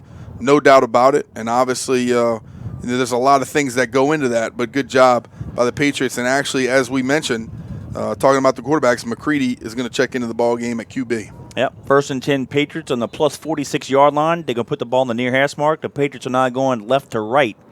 Mccready, the new quarterback. We'll probably have some other. We got backup running backs now, LeBranch, and speaking of LeBranch, he takes the ball to the left side, and he's going to get it to the 32-yard line, so that'll be a 1st down. Quick little dude. Ward was the other halfback. Yep. Hey, I want to give a shout out to a fellow Patriot a year ahead of me, class of '88, Brant Sloan. He's an all-state offensive guard and then tackle for us, and went to play at Northeast, right down the road in Monroe. Number 54. Lives in Maryville. Coach Sloan coached us when I was a young Patriot and moved on to bigger and better things. So good to hear from you, Brent. McCready hands it off near side to Ward, fighting hard. He's to the 18-yard line. So these two young backs, 2 plays, we go from the 46 to the 18. And that's kind of some of the depth that we're talking about, Kevin. Throughout the ball game, you can rotate some of these sophomore, junior running backs, receivers. It looks like we're getting some offensive linemen. And then here it is. You mentioned it, Tylen Taylor. Sophomore quarterback checks in for McCready. And, Kevin, I think that's a smart decision by the coaching staff to say, you know what, it's just not worth it right now. Being on top by this much, let's put Taylor in there, give him some valuable playing time. Taylor hands it off to the running back, number 31. He's left side halfback. That's Quinn. Tried to get over center, got hit, bounced it out a little bit, and he fell forward to the 16-yard line, gain of 2. Charles Quinn Jr., another junior running back, 5'8", 160 pounds. So we don't really have, I wouldn't say this year that we have like a big bruising back like we do a lot of years. No. But all these guys run behind their pads. They run very physical. But if that's one thing I'd say we're missing in the backfield, we don't have that one big 200-and-something pound back that sometimes we do. Taylor goes to the left, hands it off. Oh, but you know what? What? I take it back. Your boy Poole, he's coming back soon, right? I hope so. Yeah. If he gets back here, I'd say he would probably be more of the bruiser. Of course, he's wearing deuce, like my boy up here. Alexander, he's a big old guy. He can get it. Well, he is. He's playing linebacker and a little bit of running back. But, yeah, he definitely contributes. But Poole, I think, is more up there at about 190 pounds, and they say he's very, very strong. 3rd and 3. We go to the left again, and Looks I believe like might have got it. Yeah, it's LeBranch. Carried it the last 2 times. And it's good to see, and just talking about him, he's not back yet, of course, so I don't want to talk too much about Ronald Poole coming back because he had a severe knee injury. When I mean severe, I'm talking about basically ripped everything in his knee. ACL, MCL, meniscus, everything. And so he's done a great job of fighting back. You got to hand it to him for being tough and putting in the work to get back. Actually, there was Malik Smith, number 21, on the carry. Got the first down, but there's a Unsportsmanlike again on them. They're getting undisciplined. Yeah. That was kind of the wrap on them a little bit. We didn't say that in pregame because we don't like to talk, but I did hear about them about that. A little bit undisciplined. They're talking a little bit too much. Yeah. I don't even think they did anything. I think they're yapping too much down there, and the officials are saying we're not going to put up with it. So good job by them. And it looks like their coach is taking some guys off the field, so kudos to him as well. Yeah. First and goal from the 4. I want to give a shout-out to fellow Patriot Gary Greaves, who lives in Atlanta area. He kind of been giving us the scouting report. Hey, Gary, tell that guy you were talking to at the gas station. How about them apples? Yeah, that's right. He ran into a Westlake fan the other day.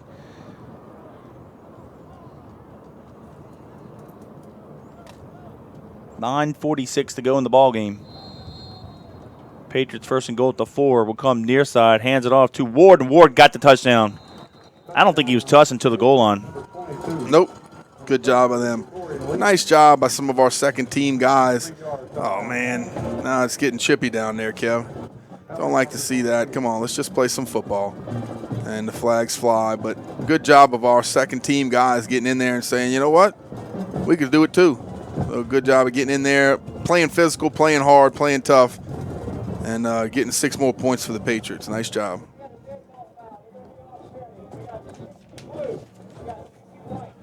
All set, any penalties, I believe? Yeah, whatever. At this point, who cares? 49-19, Patriots are on top of Westlake. And we're going to line up for another PAT. But a really, really efficient, good offensive game for the Patriots. Kevin, anytime you could put up 50 points on, I don't care who it is, you obviously had a good offensive output. And we had some nice explosive plays, really good efficient drives, and kudos to the offense for working really hard after the Carr game to get better. They definitely did that. And here we go, lining up for the PAT. All right, Taylor will hold it. Mccready to kick it.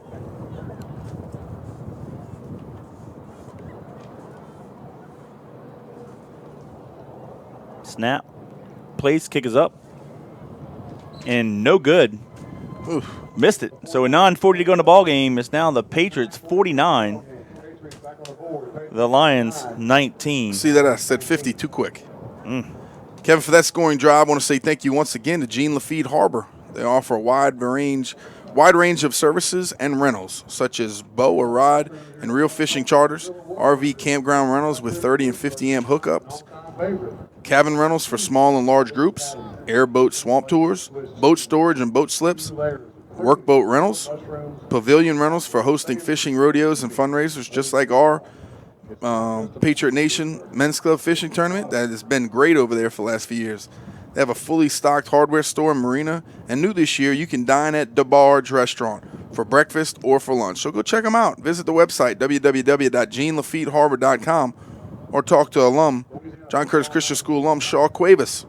He's the man over there. His family owns it. Class of 05 at 504-689-2013. That's 504-689-2013. Tell them the JCCS broadcast team sent you. Yep, that scoring drive was 6 plays, 46 yards in distance, taking 3:44 off the clock. Ward with a 4-yard touchdown run. Mccready's missed PAT makes it 49-19 Patriots. I want to give a shout-out to Samantha Criticos, listening to us in River Ridge with her mom and back there. Nice. Appreciate you guys. Yeah. Mccready kicks it high and deep near side.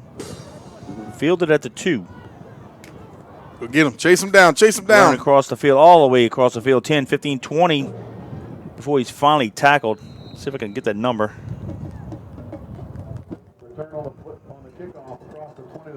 Good job right there. Now we're going to start with probably a few of our starters out there on offense, give them a little bit more time to play and see what they can do, and I guarantee you we're going to rotate some other guys in. I already see some numbers that we haven't called, so we're going to try to get some of them mentioned as well, but hopefully this defense can remain stingy and get the job done with 9 minutes and 29 seconds left here in the fourth quarter. John Curtis is on top 49-19. Yeah, that was Robinson on the return, number 6. Again, the Lions going right to left. 2 receivers near side, 1 at the top of the field. Emmons hands it off to the running back, Sermons. He's zigzagging in and out, and he gets tackled at the 36-yard line. R.J. Johnson, number 13. He hands off number 20, Amari Simmons. New quarterback, R.J. Johnson. Good sportsmanship right there. Running back McMillan slung him out of bounds, and he looked like he was getting up a little late. And running back checked on him. They high-fived each other, got back in their prospective huddle. So good sportsmanship right there by those two. Yeah. Johnson takes the pass from center, hands it off to the running back, and he's going to be tackled at the 39-yard line, short gain. All right, here's the question here. Another flag late, Kevin. Goodness. It's on them. It's on them? Yeah, he was holding our guy down by the face mask. Okay. Come on now. All right. Here we go. The Patriots hold on to win this one. What would Coach JT's record be? Well, it would be 584 wins, 64 losses, and 6 ties. Wow. He's 27-10 in state championship games and has 14 undefeated seasons in his 51 years of coaching. They threw him out the game. He gone. Good. See ya. Good officials. I like when the officials take a stand, say that's enough. We've already corrected him, or he's already gotten a penalty, and see you later. So, good job by him. Here's another question. Any chance that the Catholic coaches and players hung around to some scouting? Yeah, it's possibly the coaches are, but you know what? All of our games are archived. Of course, this is audio only, but it doesn't matter. We've been doing the same thing since 1975, so it doesn't matter. Well, not only that, I think Catholic, besides understanding personnel, there's not much we really change. Yeah. You know, we just kind of get down to business. But yeah, I would think they maybe pretty couple coaches stay behind. Yeah. 15-yard penalty back to the 24. Penalties going to move it all the way back to the 24-yard line. They got to get it to the 45. Second down and long. 2 receivers near side. They send the guy in motion. They do a little reverse. Double reverse. Yep, double reverse. Has all the real estate they want on the far sideline. Now we recover. They got a first down and more. Crosses 50-yard line and out of bounds at the Patriot. Number 4, DeMarco Williams. 30 what? They had another nice little crackback block again. 38-yard line. But that is definitely illegal now, right? Crackback block? As long as he sees it, even can see it. No, he definitely didn't see that one. Well, they missed 2 then. Yep. Wow, double reverse. I haven't seen a double reverse in a long time. It's been a while. I used to run that in 7 and 8s.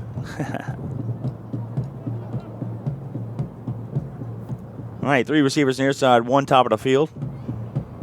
Johnson back to pass, going to throw far down the sideline, and it's going to be knocked down. Play. Great job. Let's see who that is. Who's that? Let's see. 4? Is that Javon Davis? Yeah. Nice job by him. You know, it's funny. A couple weeks ago, Kevin, I saw him actually out there with his offensive jersey playing corner. So good job by him. Yep. And you know what? He's one of those guys that we talked about early in the broadcast. He could definitely do both. He's very athletic, rangy, can jump to the ball, and he did right there. Nice play by number 4. Quickly to the line of scrimmage. 2nd and 10. Johnson looks near side, throws it, has a guy open, but he's tackled immediately. Morgan dropped him at the 32-yard line. Yep. All right, got some third quarter stats. Let's see if I can't read a few of them here. First downs, Patriots led that 17-14.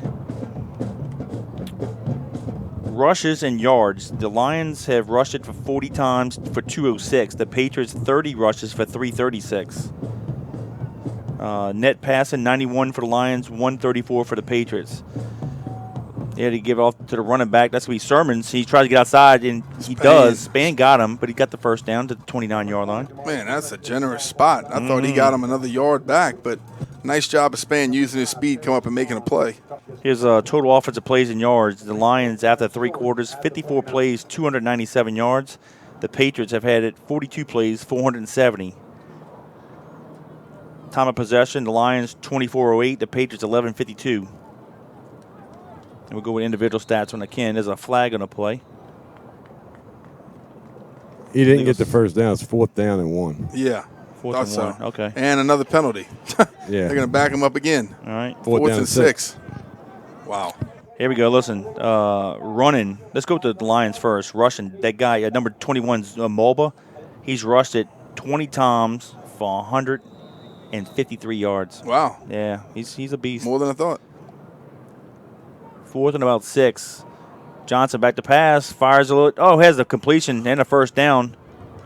Let's see if I can identify that gentleman's number. Dixon, the receiver. They have the first down. They can be out of bounds at the Patriot 26. Williams has 45 rushes for the Lions. For the Patriots, no surprise here, Corey Wren, 7 rushes, 156 yards. Trips near side, split top of the field. Johnson rolls near side under pressure. It's a sprint, gets out of a tackle, puts a move on Morgan, and Morgan just tosses him out of bounds. And they call a flag on that? Yeah, well, it's another crackback. Oh, They called it on number 14. I'm looking at I'm looking at Morgan. No, he didn't do nothing. Yeah, that's what I'm saying. Last week, remember, he was out of bounds and tossed guy. This time he gently tossed. So I said, please don't call that again. Yeah, but, okay, finally they called it. I got it. And, yeah. All right, listen, Goings has 9 rushes for 97 yards. Guggenheim, 7 for 35. And Ward, 4 rushes, 34 yards. Of course, these are third quarter stats.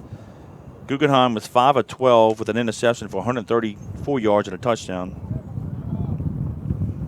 Taylor leads the Patriots in receiving, 2 for 44. Well, he has 2 catches, 44. Actually, Wren leads in yards with 1 for 53 on that screen. Davis has 1 for 28 and Ogeron 1 for 9. All right, here it is. 3rd down and long. They're going to hand it off to the running back, Sermons. He bounces it outside, and he's going to get tackled at the 37-yard line. That's Gulling. He's done a good job today making some tackles. He really has. And I apologize last week not saying your name properly. My best friend let me know. Well, and so hopefully Gulling's the right way to say it. As an injured Lion. Here's what I understand. I'm going to read off these tackles. Total tackle. I'm not going to worry about assist and unassist. Span has 8. White has 7. Martin 6. Gulling has 4. Where's Angelo in here? He's got at least 4 sacks plus some tackles for loss, and he's not even on the stat sheet. That don't make any sense to me. Yeah. Hey, throw that away. Let's get some more correspondence up here, please. That's okay. We know it. 4th down. You got to think they're going to go for it here. 6:47 guys left here in the 4th quarter. Patriots 49-19. And so far, it's been some good matchups here this weekend, and except the one right before us. Is there a quote for you? I'll tell you in a second. Johnson takes the pass from center, looks to his right, fires it, going to be in and out of the hands of the receiver. Nice job. Maybe 3rd down and long. Supposedly Ronald Poole was cleared last week, and he's going to be back this coming week. Cool. Looking forward to watching him. Appreciate that. Yeah, we liked seeing him last year until he got hurt. And like I said before, he's a big, strong, physical back. Kind of reminds me of almost like a Brad Cochran. Yeah. Played with me back in the day. And just a big, strong, physical kid. Johnson throws it wide open near side, and he just dropped it. Had a receiver just in the flat. It's like a 5-yard out route, and he just dropped it. Yep. Now it's 4th and long. We're right there in the quarterback's face, too. Nice job. Here's a question for you. Would a left-handed quarterback affect the way the Veers run? Not at all. Yeah, I don't think so either. No, not at all. Not at all. No. Nope, not at all.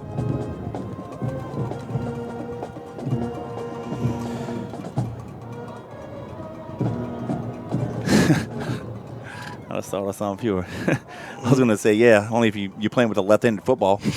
I mean, no, just to answer it a little bit more. We're an even balanced offense. So basically, everything we run to the right, we can run exactly the same play to the left. And so you being a left-handed quarterback, it really doesn't affect you at all. Is that delayed game? We got 2 flags here. Don't know. Yep. Delay a game. Yeah, Shreveport boy must be making the calls. Question: how many sacks does Angelo have today?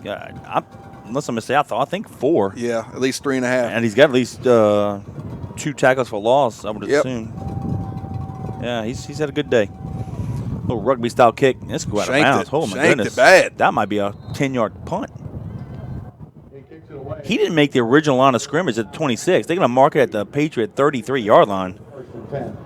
So with 6:26 to go in the ball game, be 1st and 10 Patriots at their own 33. Whew. Definitely rotating some guys in and out, Kevin. Quarterback's talking to Coach JT, and it looks like McCready's going to head back out there. Yep. And I tell you what, Mccready looks good this year. 6'2", 180 pounds. Looked like he gained some weight. Became a little bit more solid. Put in some work, obviously, in the offseason. And good-looking player now. I think it's the Ostracker genes kicking in. I think so. Mccready hands it off up the center. I think they're trying to strip the ball, but the running back got to the 40. Trying to see who that was. Hand off to the far side. Number 26 gets the call. That's going to be Javion Talbot. Number 26. 26, thank you. Talbot with the carry. Continuing to rotate some young Sophomore running receivers back. into the game, and it looks like maybe The another hydration. No, it's the hydration break. Yep. Yep. So at the 6-minute mark of the ball game, it's the official hydration break. It's the Patriots 49, the Lions 19. Next week, we're back in action. We'll have the video for us for you guys. We're back at Berman Stadium. Yep. So we'll make sure we have a few fans because it was a little warm last week when we were there. But the Patriots will take on Landry Walker. And then we'll finish up the month of September 2 weeks from tonight when we open up Catholic League play at Tag Gome against the St. Augustine Purple Knights. That should be entertaining. Yep. And we got the hokey pokey going on here.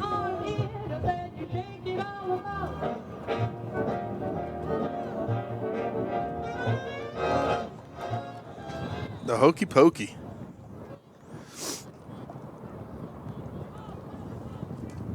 All right, here we go. Second down and a long 3. Ball at the 40-yard line on the left hash mark. Will come near side, hands it off to the running back. That's 32, Ja'Cory Lee. Yep. Handoff goes up the middle. Number 32. Patriots are substituting 3 and 4 guys at a time. 46. You know, and since we've been in the Catholic League, a lot of our alums have texted us and told us, you know, off the air, man, we don't, substitute like we once did. And I said, well, a lot of tighter games. But that is, used to help us when a lot of guys got some game experience back in the day. Now we have to play more JV and freshman games because we're not getting to playing the young guys as much as we used to. Right. 1st and 10 from the 46-yard line, handoff. Again, I believe that was Talbot. Kevin, since you're our big-time statistician, Uh-oh. my boy Terry Buffoni wants to know, does Kevin keep defensive stats like Patriot leaders and tackles, sacks, interceptions, etc.? No, you know what? Because the school don't keep stats. Right. I couldn't tell you rushing. I couldn't tell you who has the most rushing yard in school. No, exactly, because a lot of people say, like, how many yards did you throw for your senior year or something? I'm like, I have no idea. Not that much. How many did you run for? I don't know. Not that much. To the best of my knowledge, I'll say this after this next play. 2nd down and 6. Taylor back at quarterback. Will come near side, hands it off to the running back. He breaks a few tackles to the 41-yard line. I believe that's Quinn.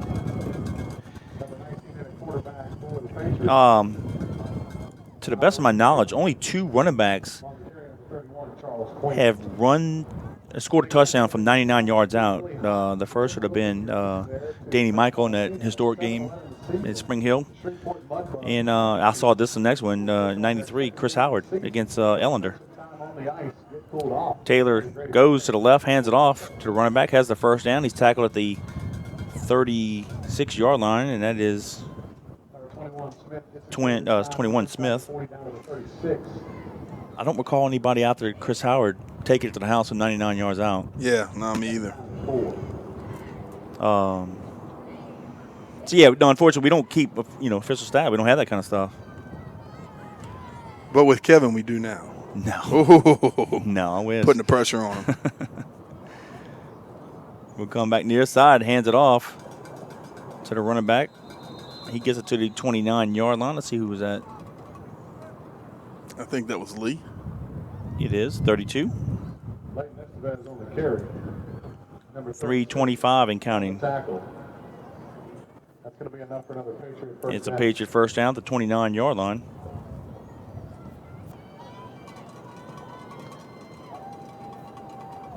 There we go. Doug Gillier says, I'll start keeping Angela's stats. Good. We need some help with that. Yes, sir. I just don't understand how he's not on the oh, there's going to be a touchdown. Not even close. 29 yards out. They gave it to the running back off the right side. He tackled And him that's- 7 yeah. yards in the end zone. That's Quinn. Nice 29 job. yards out. So with 2:54 to go in the ball game, the Patriots crossed the 50-point mark. Tell you what, he wasn't even touched until the goal line when the guy tackled him. No, he really wasn't. And I just thought about somebody last year saying, why'd y'all score at the end? Y'all run up the score. We're just running the option. And this is our 7th running back That was carrying Ja'Cory the Lee football. against Brother Martin. Nobody touched him. Yeah. It's like we're not running up the score, buddy. If we were running up the score, we'd have our starters in the game and we'd be trying to throw it deep. But we're just running the option like we always do and have our young running backs in and our young offensive line in. And if you didn't want us to run up the score, why don't y'all go ahead and make a tackle and stop them? Patriots line up for the PAT. Jumped off sides. Kick is good, but there's a flag on the play. After is waves off with the penalty marker. Football foul. Coach, defense. Woo. Another penalty on Westlake. Can't wait when we get the y'all hang tight after the ball game.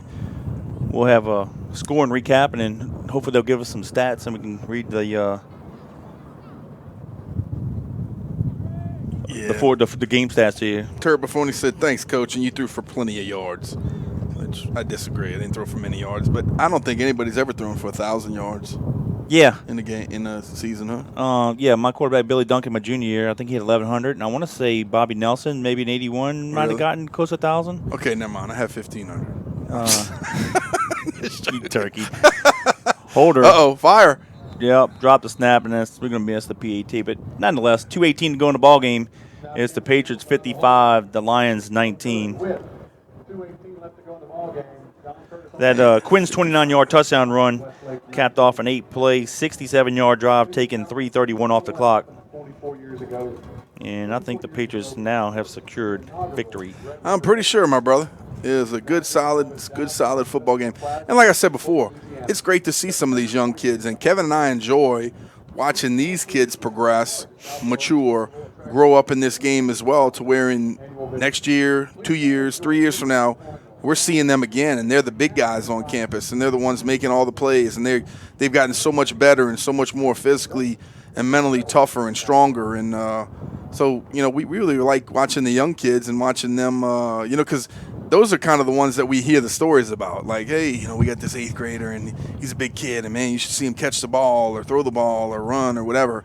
And we kind of, we enjoy that, to see these young kids get on campus, and we kind of feel like we grow with them, and, we see them grow. And Kevin, this group of seniors this year was kind of like that 8th grade group that we heard about years ago with Wren and Anderson and Guggenheim, that we thought were going to be so exceptional, and they are. They're a great senior class, and it's good to see them out there performing and doing their best. So great job so far. Like we mentioned, we're on top 55-19 with 2:18 left here in the fourth quarter. I just had I don't know who he's with. I don't know if he's one of the official stat guys. I don't know if he's with the competitor that is doing the stats. He said, you guys got a record for 440 yards rushing. I'm thinking, nah, dude, we rushed for more than that. Yeah, well, maybe in the Battle of the Borders games. Yeah, well, right? okay, yeah. But yeah. Come on, man. Yeah, the Battle of the Borders weekend. I know we've had 500 yards rushing against some of these weaker teams in the past. 444 is nothing. Mccready smokes it out the end zone.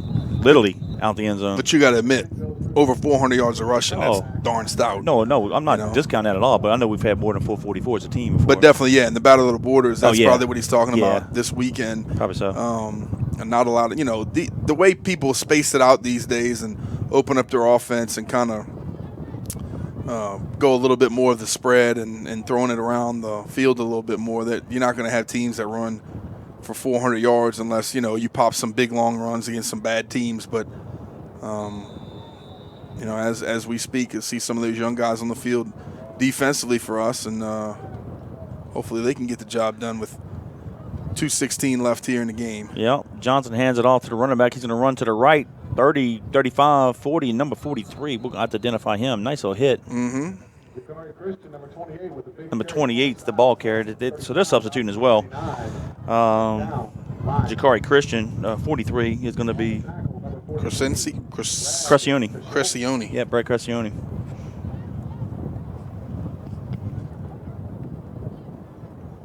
Ball at the 39-yard line at the far side hash mark.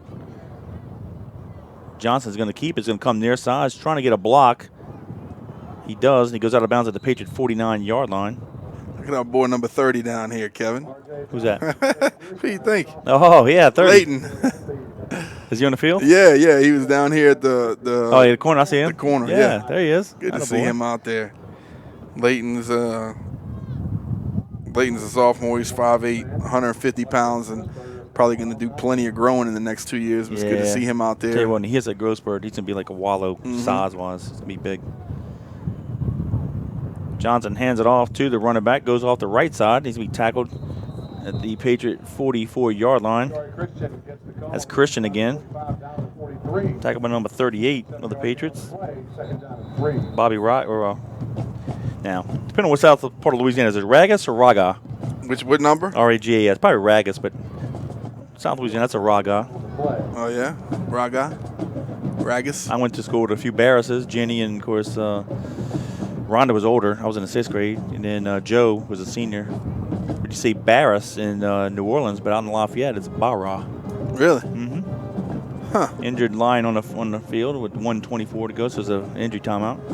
Yeah, you know how it is, typical Louisiana. Says I'll let you deal with one that. part of the state says it one way, Trahan, Trahan, you know. Yep. It is what it is. We'll go with Ragas. How's that? That sounds good. Fayard, you know what I mean? No, not really. Is Westlake putting subs into? Yes, they sure are. Yeah, they are.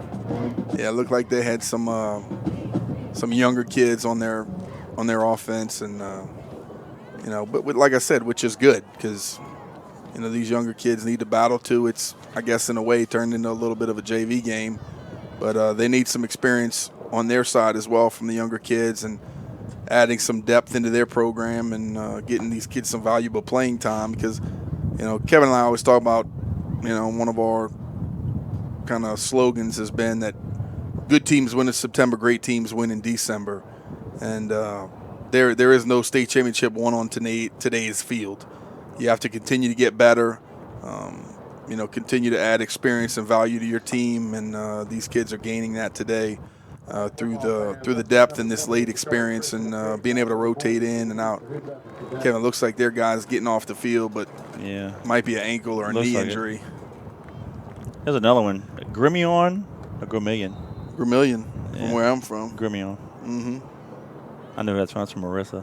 I do. She says Guillet. I say Guillet. Yeah, I deal with some she makes fun of me Grimillions in business, and that's how they say it. Oh, how about this? Gilliot or Gio? Gilliot. And Billiot and Bio. Well, depends on where you are. Yeah. Well, you know where I'm at. Yeah, you from River Ridge. Uh-huh. Johnson keeps it. Comes near side. Nice spin move. Being chased by a host of Patriots. He's going to run out of bounds at the Patriot 33-yard line. 1:15 to go in the ball game. That's what makes Louisiana interesting. How people pronounce different places. Give a shout out. Yeah, the Colonial Regiment sounds fabulous. They do. We appreciate all their hard work. They do. Glad they are able to travel to a game like this. This is fun for them, Yep. As a young kid, road trips are fun. I'm glad they were able to travel today and hang out with their friends and do what they love to do. Receiver dropped the ball in the flats. Johnson still quarterback. So it'll be second down and 10 with 1:09 to go. Yep.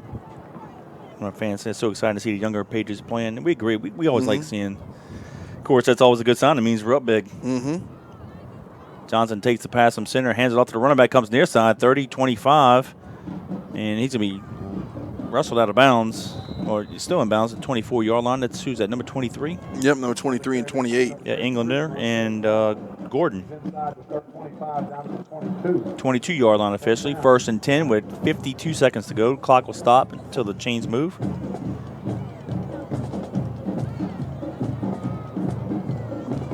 Yes, we do have a game next week against Landry Walker at Berman, Friday night at 7 o'clock. We'll sign on at 6:45. And we will have video next week. We couldn't do it because there's a company that came in 3 years ago and bought the exclusive rights. So that's why we only able to do audio only. Observation here: no real road trips in Division I playoffs anymore. Nope, not unless you count St. Paul and Covington a road trip. Yeah, but no. You're right. And that's what sucks. I'll have to make a statement in a second. Johnson throws a pass out in the flat, complete to 30. And he's going to get tackled at the 16-yard line. Who made that tackle there? Was that Leighton? No, 43. Johnson's pass. Crucioni. Corey Dixon. Dixon on the reception. He's down at the 16-yard line. And the clock continues to run with 18 seconds and counting. And they better hurry up if they plan on doing something. Hopefully these younger guys can keep them out the end zone. Yep. Johnson keeps it, comes near side, and he's going to be tackled at the Yes, sir. 16-yard line. No gain. 4, That's going to be it. 3, 2, 1, and that's no it. timeouts. Good job. So that is it. The John Curtis Christian Patriots had defeated the Westlake Lions 55-19. The Patriots improved to 2-0 in the season. Westlake is now 2-1. And in 6 tries, or 6 games here at the Battle of the Borders, the Patriots are now 5-1. Not too shabby. They're going to give them one more play, Kevin? Are they? Yeah, I don't know what that's all about. Maybe their coach snuck in a timeout or, I mean, there was no penalty. I don't think it could change to beat the score, but nonetheless, the Patriots will still be victorious. Yep. They put 6 seconds on the clock. All right. I wonder if they did call a timeout from the sidelines and they just didn't honor it. 3rd and 4. I see my guys back out there again. 3rd and 4 from the 16. Big Blue, Let's see. here we go. Make it happen. But the Patriots will still be 2-0. They're probably going to try to air this thing out in the end zone. We got guys at the goal line and the 5, so let's see. Johnson takes the pass from center, looks to his right. He's going to fire a dart and touchdown. Slant the goal line. So all it is, added more 6-point points to them. With no time left. Pass complete to Christopher Stevens. But I don't know why they had more time on the Johnson clock. to Stevens, So I'm not going to give it to him officially. I'm just joking. Oh, well. Yep. It's a formality. It's all good. And I think they got to make them kick the extra They do. point, too. Kick the extra point and let's get out of here. You know what? They don't have to. Really, they don't have to. Let's see if they do. No, they don't, actually. Referee says, you know what? It's done. Good call. All right, so that's it. Official. The John Curtis Christian Patriots defeat the Westlake Lions 55-25. And their coaches look like maybe they're complaining about not being able to kick the extra point or go for 2. Come on, Coach. Go to Georgia. Let's call it a day. Seriously. Are they going to make us kick it? Now the referee says, you got to be kidding come me. on, Seriously, guys. dude? White hat. You already called it ball game. Let's go. Just kick the field goal. We don't have to go out on their field. Go ahead.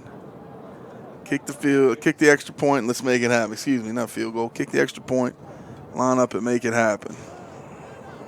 Maybe Gary should have gave the guy 21 points. I guess. Coach is telling him, go ahead and kick it. That's ridiculous. You know what? Let them kick it on a challenge. I Right, wouldn't send us- exactly. No, we're not. You know what? The Patriots not. We're not sending anybody out there. So They they could walk it in for 2 if they wanted to. could just walk it in, but let them just practice kicking the field goal. This is weird. No, look at the coach. The coach is saying, snap the ball And walk it into the end zone. And they are. Wow. This is an unchallenged 2-point conversion. Great effort by you guys. Good job. Well, they got 2 points closer, so it looks better, I guess. 55-27. Well, there you go. All right, now it's official. The John Curtis Christian Patriots 55, the Westlake Lions 27. The Patriots are now 2-0 in the season. Westlake is now 2-1.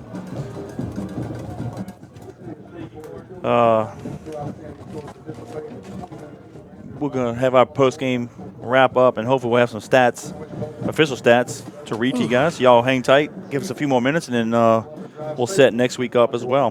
Yep. Want to say thank you, of course. Well, hold on a second here. Let me see what's going on. Oh, you know what? I think they got a little bit of jawing back and forth from the coaches. Yeah, one of the coaches has to be pulled away from Coach JT. I don't know what's going on. Little extracurricular activities. And Jerry's getting up there, you know. Really, they had to yank the coach out. I don't know. Jerry's had to come. Yeah, The coach approached Coach JT and said something to him. Yeah. Well, like I said before, I think guys that are ignorant to what we do might say, why are you running up the score? And, I mean, it's obviously pretty silly to say something like that. So Coach JT's just saying, come on, team, let's go wrap it up and let's get out of here with a big victory. So good job by them, and let's get out of here and be safe and make it happen.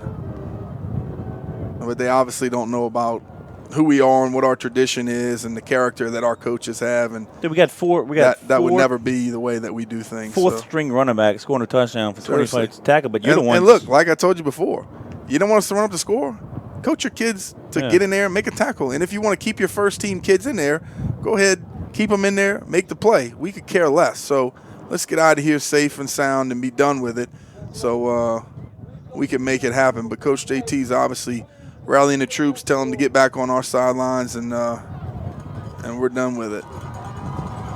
Unless he's mad at us for not lining up for the 2-point conversion, but that's Bush League anyway. Yeah, well, that's I don't know. Hey, you know what? Why did he even have? And like I said, if you're really here to practice it, then he shouldn't have walked in. He should have actually lined up and kicked his extra point to let his kids get some of that experience on kicking extra points and doing the deal. But then they snapped it and walked in, which was, like I said, kind of silly. But anyway, game's over. And we want to say thank you once again to our premier post-game sponsor, which, of course, is National Temperature Control. Family-owned and operated with over 40 years of experience in keeping people comfortable all over the greater New Orleans area. Frank Massico Jr. and son, Frank III, are fully licensed and insured. They service all makes and models of heating and cooling equipment. Some of the services are annual cleanings, preventative maintenance agreements, monthly filter changes, indoor air quality, UV lights, sealing and installing ductwork, air grills, bathroom and kitchen ventilation, and even provide 24-hour service. So give them a call, wake them up, let them know you got a problem or an issue or get some new service going. Give them a call, 467-0440. That's 467-0440. Visit the website at ntcnola.com. We appreciate Frank, Sherry, Madeline, Frankie, and Logan, all members of the family, my next-door neighbors, and, of course, the family-owned business at National Temperature Control for your support of the Patriots. All right, well, the Patriots defense won the toss, and we kicked off and got them a 3-and-out to start the ball game. And after the Patriots had a 5-yard punt return on the very first play from scrimmage, the offense says this is the kind of day it's going to be. And Corey Wren went around the left corner untouched, 55 yards for the touchdown. Mccready added the PAT. The Patriots took a 7-0 lead at 9:46 to go in the first quarter. They capped off a one-play 55-yard drive, taking 11 seconds off the clock. Westlake answered with an 80-yard drive, and with 7:04 to go in the quarter, Mulba, 6-yard touchdown run. Genis added the PAT, and that tied the ball game up at 7. That's how the first quarter ended. But the Patriots got the ball right before the end of the first quarter. It went on a 2-play, 74-yard drive, taking 18 seconds off the clock. Corey Wren had a 64-yard touchdown run, and Mccready's PAT made it 14-7 Patriots. And at that point, Corey Wren on 2 carries had 119 yards. The Patriots got back on the board again with 6:49 to go in the half. Shane Goins with a 34-yard touchdown run. Googs got the 2-point conversion on the muddle huddle. That capped off a 10-play, 88-yard drive, taking 2:15 off the clock. And that made the Patriots score 22-7. But then Westlake answered on the ensuing kickoff. Williams took it the distance, 95 yards. They missed a 2-point try, and the score was the Patriots 22, Lions 13. With 4:34 to go in the half, Alexander had a 7-yard touchdown run. Mccready's PAT made it Patriots 29, Lions 13. That capped off a 6-play, 56-yard drive, taking 1:53 off the clock. The big play on that drive was Guggenheim to Davis for 28 yards to the 9-yard line. That set up the last 3 plays of that drive where Alexander punched it in. And then with 29 seconds to go in the half, Corey Wren scored on a screen pass. Mccready's PAT made it Patriots 36, Lions 13. That was a 3-play, 53-yard drive and 22 seconds coming off the clock. And that's where it was at halftime. The Patriots were driving the ball after the third quarter as they got the ball to start the second half, but fumbled it.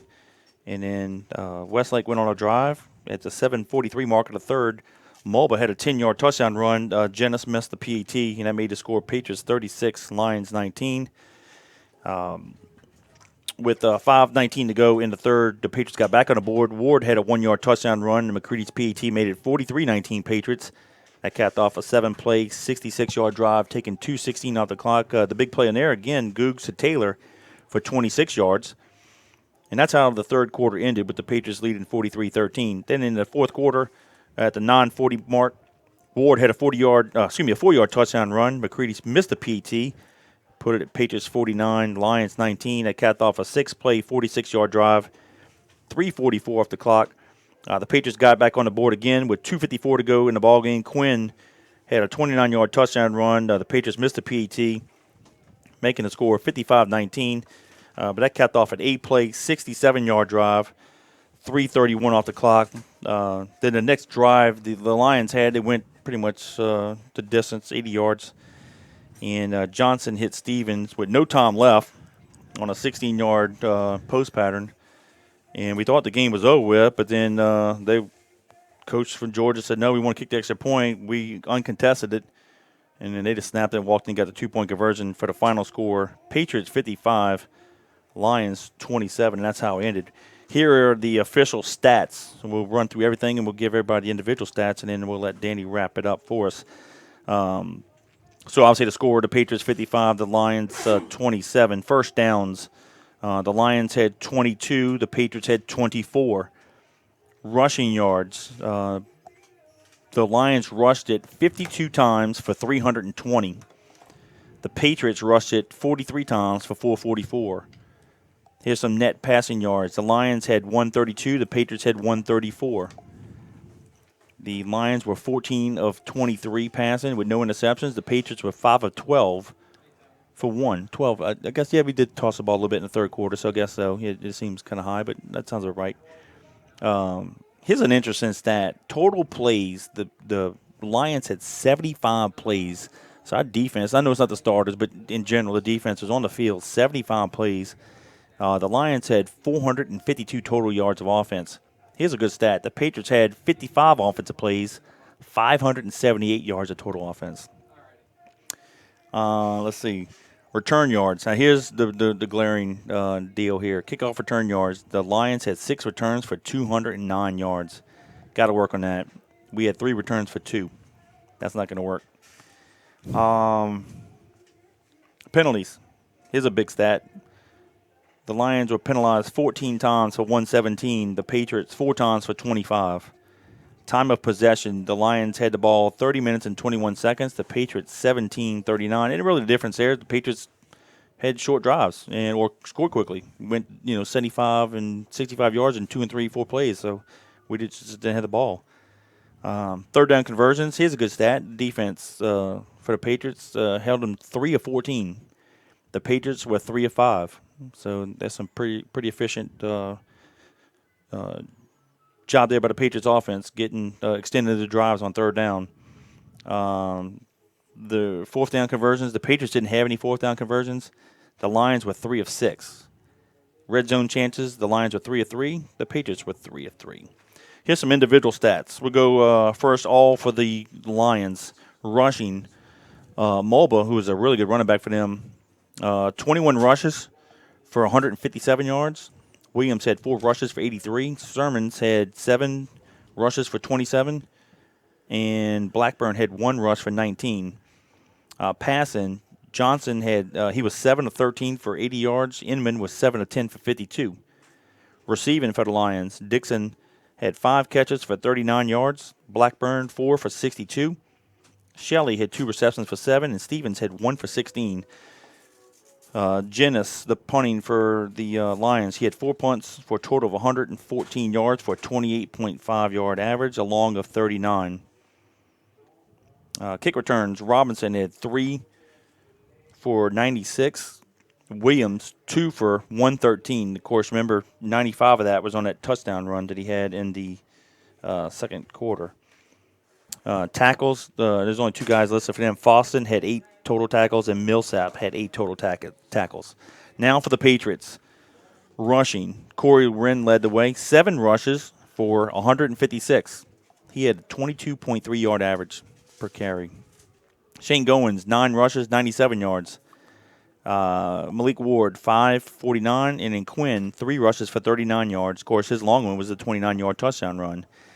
Passing, Googs was 5 of 12 with an interception for 134 yards and a touchdown. Receiving, Taylor had 2 catches for 44 yards. Wren had that 1 screen pass for 53 and a touchdown.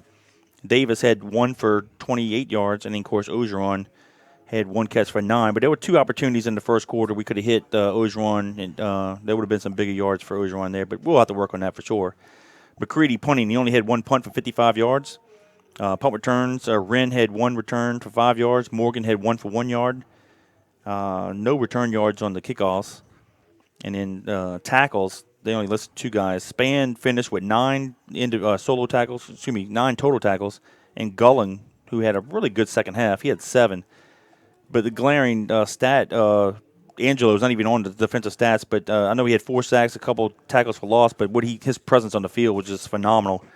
Though it's not in the stat sheet, we know what he contributes to the defense and what he did for us in today's game and what he will continue to do for us this year. And those are the official stats, the scoring recap and stats. So, Mr. Winpron, your assessment of today's ball game. Yeah, man, I was excited to be up here with you again, you, Robbie, and Gordon.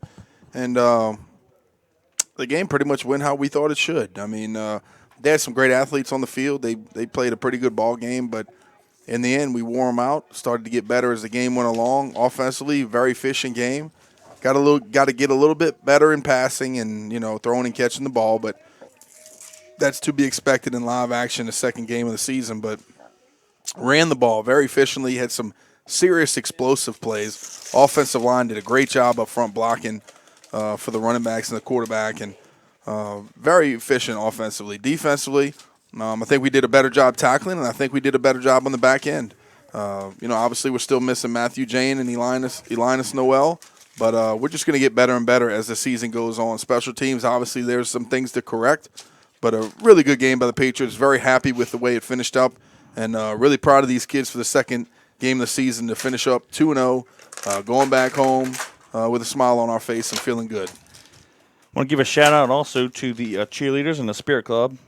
They were definitely good. And, of course, the Colonial Regiment performed well today as well. We appreciate all of our listeners. Yep. Thank you for texting, because you guys interact with us like that. Definitely makes for a good game, especially when it's audio only. We apologize for that, but sometimes it happens with contracts. But we're glad to have brought the game to you audio only. It was fun. Of course, anytime you win, it's fun. Now it's going to make the 5-hour drive back home much easier to swallow. That's right. Got a lot to talk about. Want to wish everybody who's up here going home safe travels, and we'll see everybody next week. Again, the Patriots now will go to Berman next Friday night against Landry Walker. We're playing the Chargers. 7 o'clock kickoff. We'll sign on at 6:45, and then the following week we'll wrap up the month of September with the St. Aug game, our first Catholic game, and then we'll have one more out of district game when we play Lake Placid, Florida, which will be week 5, and then we get back into Catholic play, and then that'll be the meat of the order, and that's where the season's going to really get interesting. Yep. So, any final thoughts from you, Mr. Winbrine? No, buddy. Just excited about this one. Happy for these kids and these coaches, and hopefully we keep building upon this. Thank you guys for being loyal listeners. We appreciate you. Thank you again for interacting with us throughout the broadcast. We look forward to seeing you guys next Thursday from Berman and Algiers, and the Patriots take on the Landry Walker Chargers. So until next Friday at 6:45 when we sign on JohnCurtisPatriots.com. Go Big Blue. God bless.